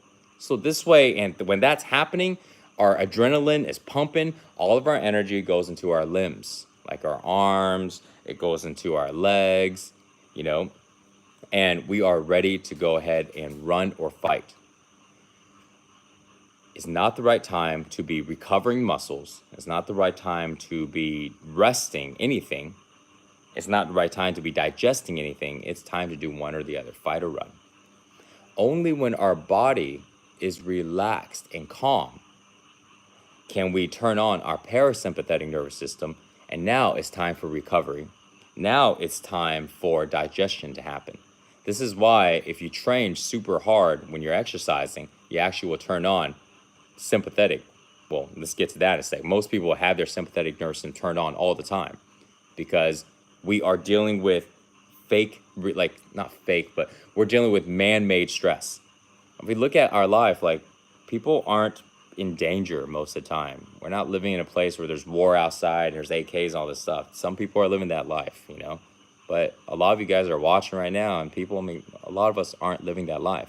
But we get so stressed with like everyday expectations. We get stressed because so-and-so broke up with me, or so-and-so yelled at me, or I don't feel like I'm in shape. Whatever it is, we make up all these reasons. And then we get stressed and we get frustrated and we get mad and we get depressed. And then when that happens, our body gets really tense and our body feels that fight or flight. And when our body feels that way, our body doesn't feel really safe. It feels like it's in fear. And now we start to think with our animal brain, that part, the reptilian brain, the part that's on the bottom right here, right there in the spine, top of the spine. We start to think in that way. We start to think in survival mode. So when we think about survival mode, we only think about a few things. Financial security, like financial security is a survival mode thought. When somebody's constantly worried about financial security. You see, this has nothing to do with worry about making money. Everybody, we need to make money to survive. But when someone is in that fight or flight, they can have a lot of money and they're still worried about money.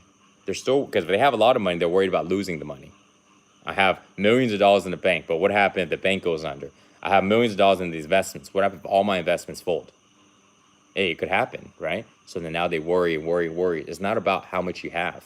While at the same time, somebody can have a little bit of money in the bank and be perfectly fine. They're not worried about it. They still work hard, but they don't have to constantly worry. You see, this worries on financial security, for example, is one of the things that has to do with thinking in a fight or flight type of way, thinking in the scarcity mindset. Another one. So people think about the basic survival things. The reason why people think about money so much is money's equivalent to survival.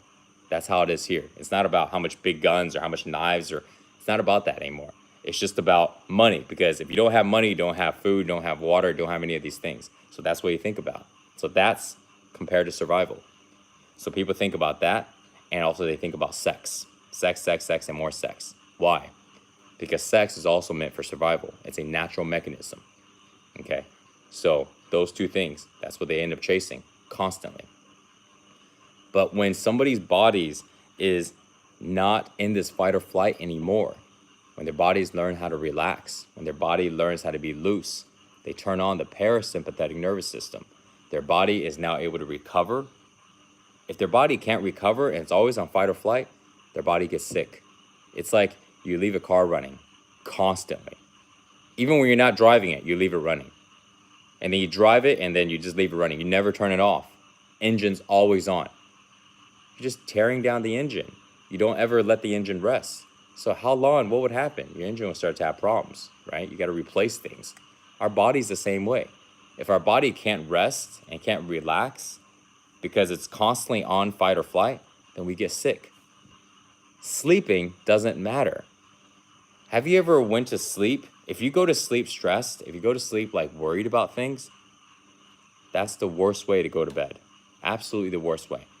Because if you ever have this happen, right, you go to sleep because you're worried about something, you're angry about something, you're frustrated about something.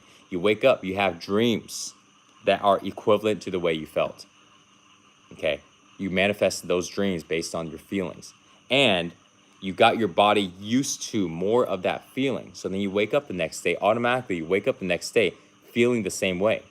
If you went to sleep stressed, you wake up, you're still stressed. So now you start the day off stressed. And what happens if you start the day off in a stressful way? Well, then you see your world through this stressful way. You start to act stressful. You start to talk to people with stress. And then, so what do? You end up creating more stress. And you go to bed stressed. And the thing repeats over and over and over, you know? So you got to get rid of it. You got to stop that cycle. When you stop that cycle, you are able to, number one, be healthy in your body.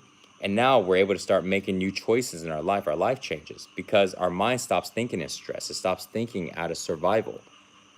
People don't go after their dreams when they're in survival mode. Why? Because it's not the night time. You don't take chances when you're worried about survival. You play it safe. You don't go ahead and do new things because it's unsecure. You rather go ahead and do the same things and be safe and knowing what to expect than to go ahead and do something new and you don't know what the outcome is. It's okay when you're feeling good in your body, but when you're not feeling good, when you're in survival mode, when your sympathetic nervous system is firing, you don't do new things. Doing new things is scary as hell. So if somebody wants to go ahead and, damn, it's like mosquitoes like crazy here. Come on, you guys. So if somebody wants to go ahead and take some action, they want to do something that they really want to do, but they're so afraid to do it, then the fastest way to overcome that is to get out of that survival mode in your body. Start to teach your body how to calm down, how to relax, how to let go of tension. And then when you do, suddenly you'll find it much easier to go ahead and go after the things that you want. You know, you don't have to change anything. You simply just start to change the way your body feels. Now your body stops freaking out. Your body's not so stressed. It feels really relaxed. Now it feels relaxed. Now you still want the same thing. So when you go for it, you don't have all of these reasons in your mind that stops you from doing something you really want to do. Suddenly the reason in your mind becomes, I'm just going to go for it. What's the worst that can happen? You see? And worse is, oh man, I don't know if that's a good idea. This bad thing can happen. This bad thing can happen. This thing can happen. Maybe I should just not do it now. That's thinking through fear, thinking through scarcity. We can't get out of that mindset unless we change the emotions in our body, unless we get our bodies to calm down, okay? So, all right, well, guys, thanks for jumping on and being on this video with me. It's been about I don't know how long now, hour and 75 minutes, almost 2 hours, so I'm about to lose my voice here. And holy shit. And it is also 2:35 a.m. Holy crap. And I got to wake up at like 7, I got to go I gotta go film. I'm gonna film. I'm gonna go film a video tomorrow morning. So thank you guys so much. Fake name. See you, guy. Big Boss 100. Yes. Pink Man. Adam Hausman. Super deep. Thank you. Dylan Hodges. All right, man. Have a good one, bro. Pink Man. Oh, yes. Crazy Legs. Nice name. Marty. All right. See you, brother. Adrian Spirit Flame. All right, man. John Bishop. Find solution for my problems in my sleep. Yeah. Ant-Man. It's a gecko. SFX. All right, you guys. Livez. Dave. Derek Anderson. Hung. All right, man. Yeah, appreciate you. Canel. Musu94. All right, man. Thank you. Yeah, keep up the good work. Peter Bruce's Batman. You're welcome. Thanks, Mike. That was incredible. That was incredible. Kevin T. Do more lives, bro. Yeah, man. I guess I will, man. You know, and just go and chat, and you guys can ask me questions, and we just roll with it, man. I really enjoyed it. Thank you guys for showing up and having these discussions. You know, I do my best to answer these questions, share some stories with y'all, whatever you guys want to hear. I'm an open book, man. You know, I just share whatever you think you like to hear, what will help you out. You know, friends, yo, take care. All right. I still trying using your. Thank you, man. Dave, you look really happy, Mike. Thank you. I appreciate you. Palcio, all the best to you. Thanks, man. Abris, thank you. Anthony, positive power. All right, brothers. See you guys. Talk to y'all soon, man. All right. Hey, I'm doing good, Ivan. All right, take care, guys.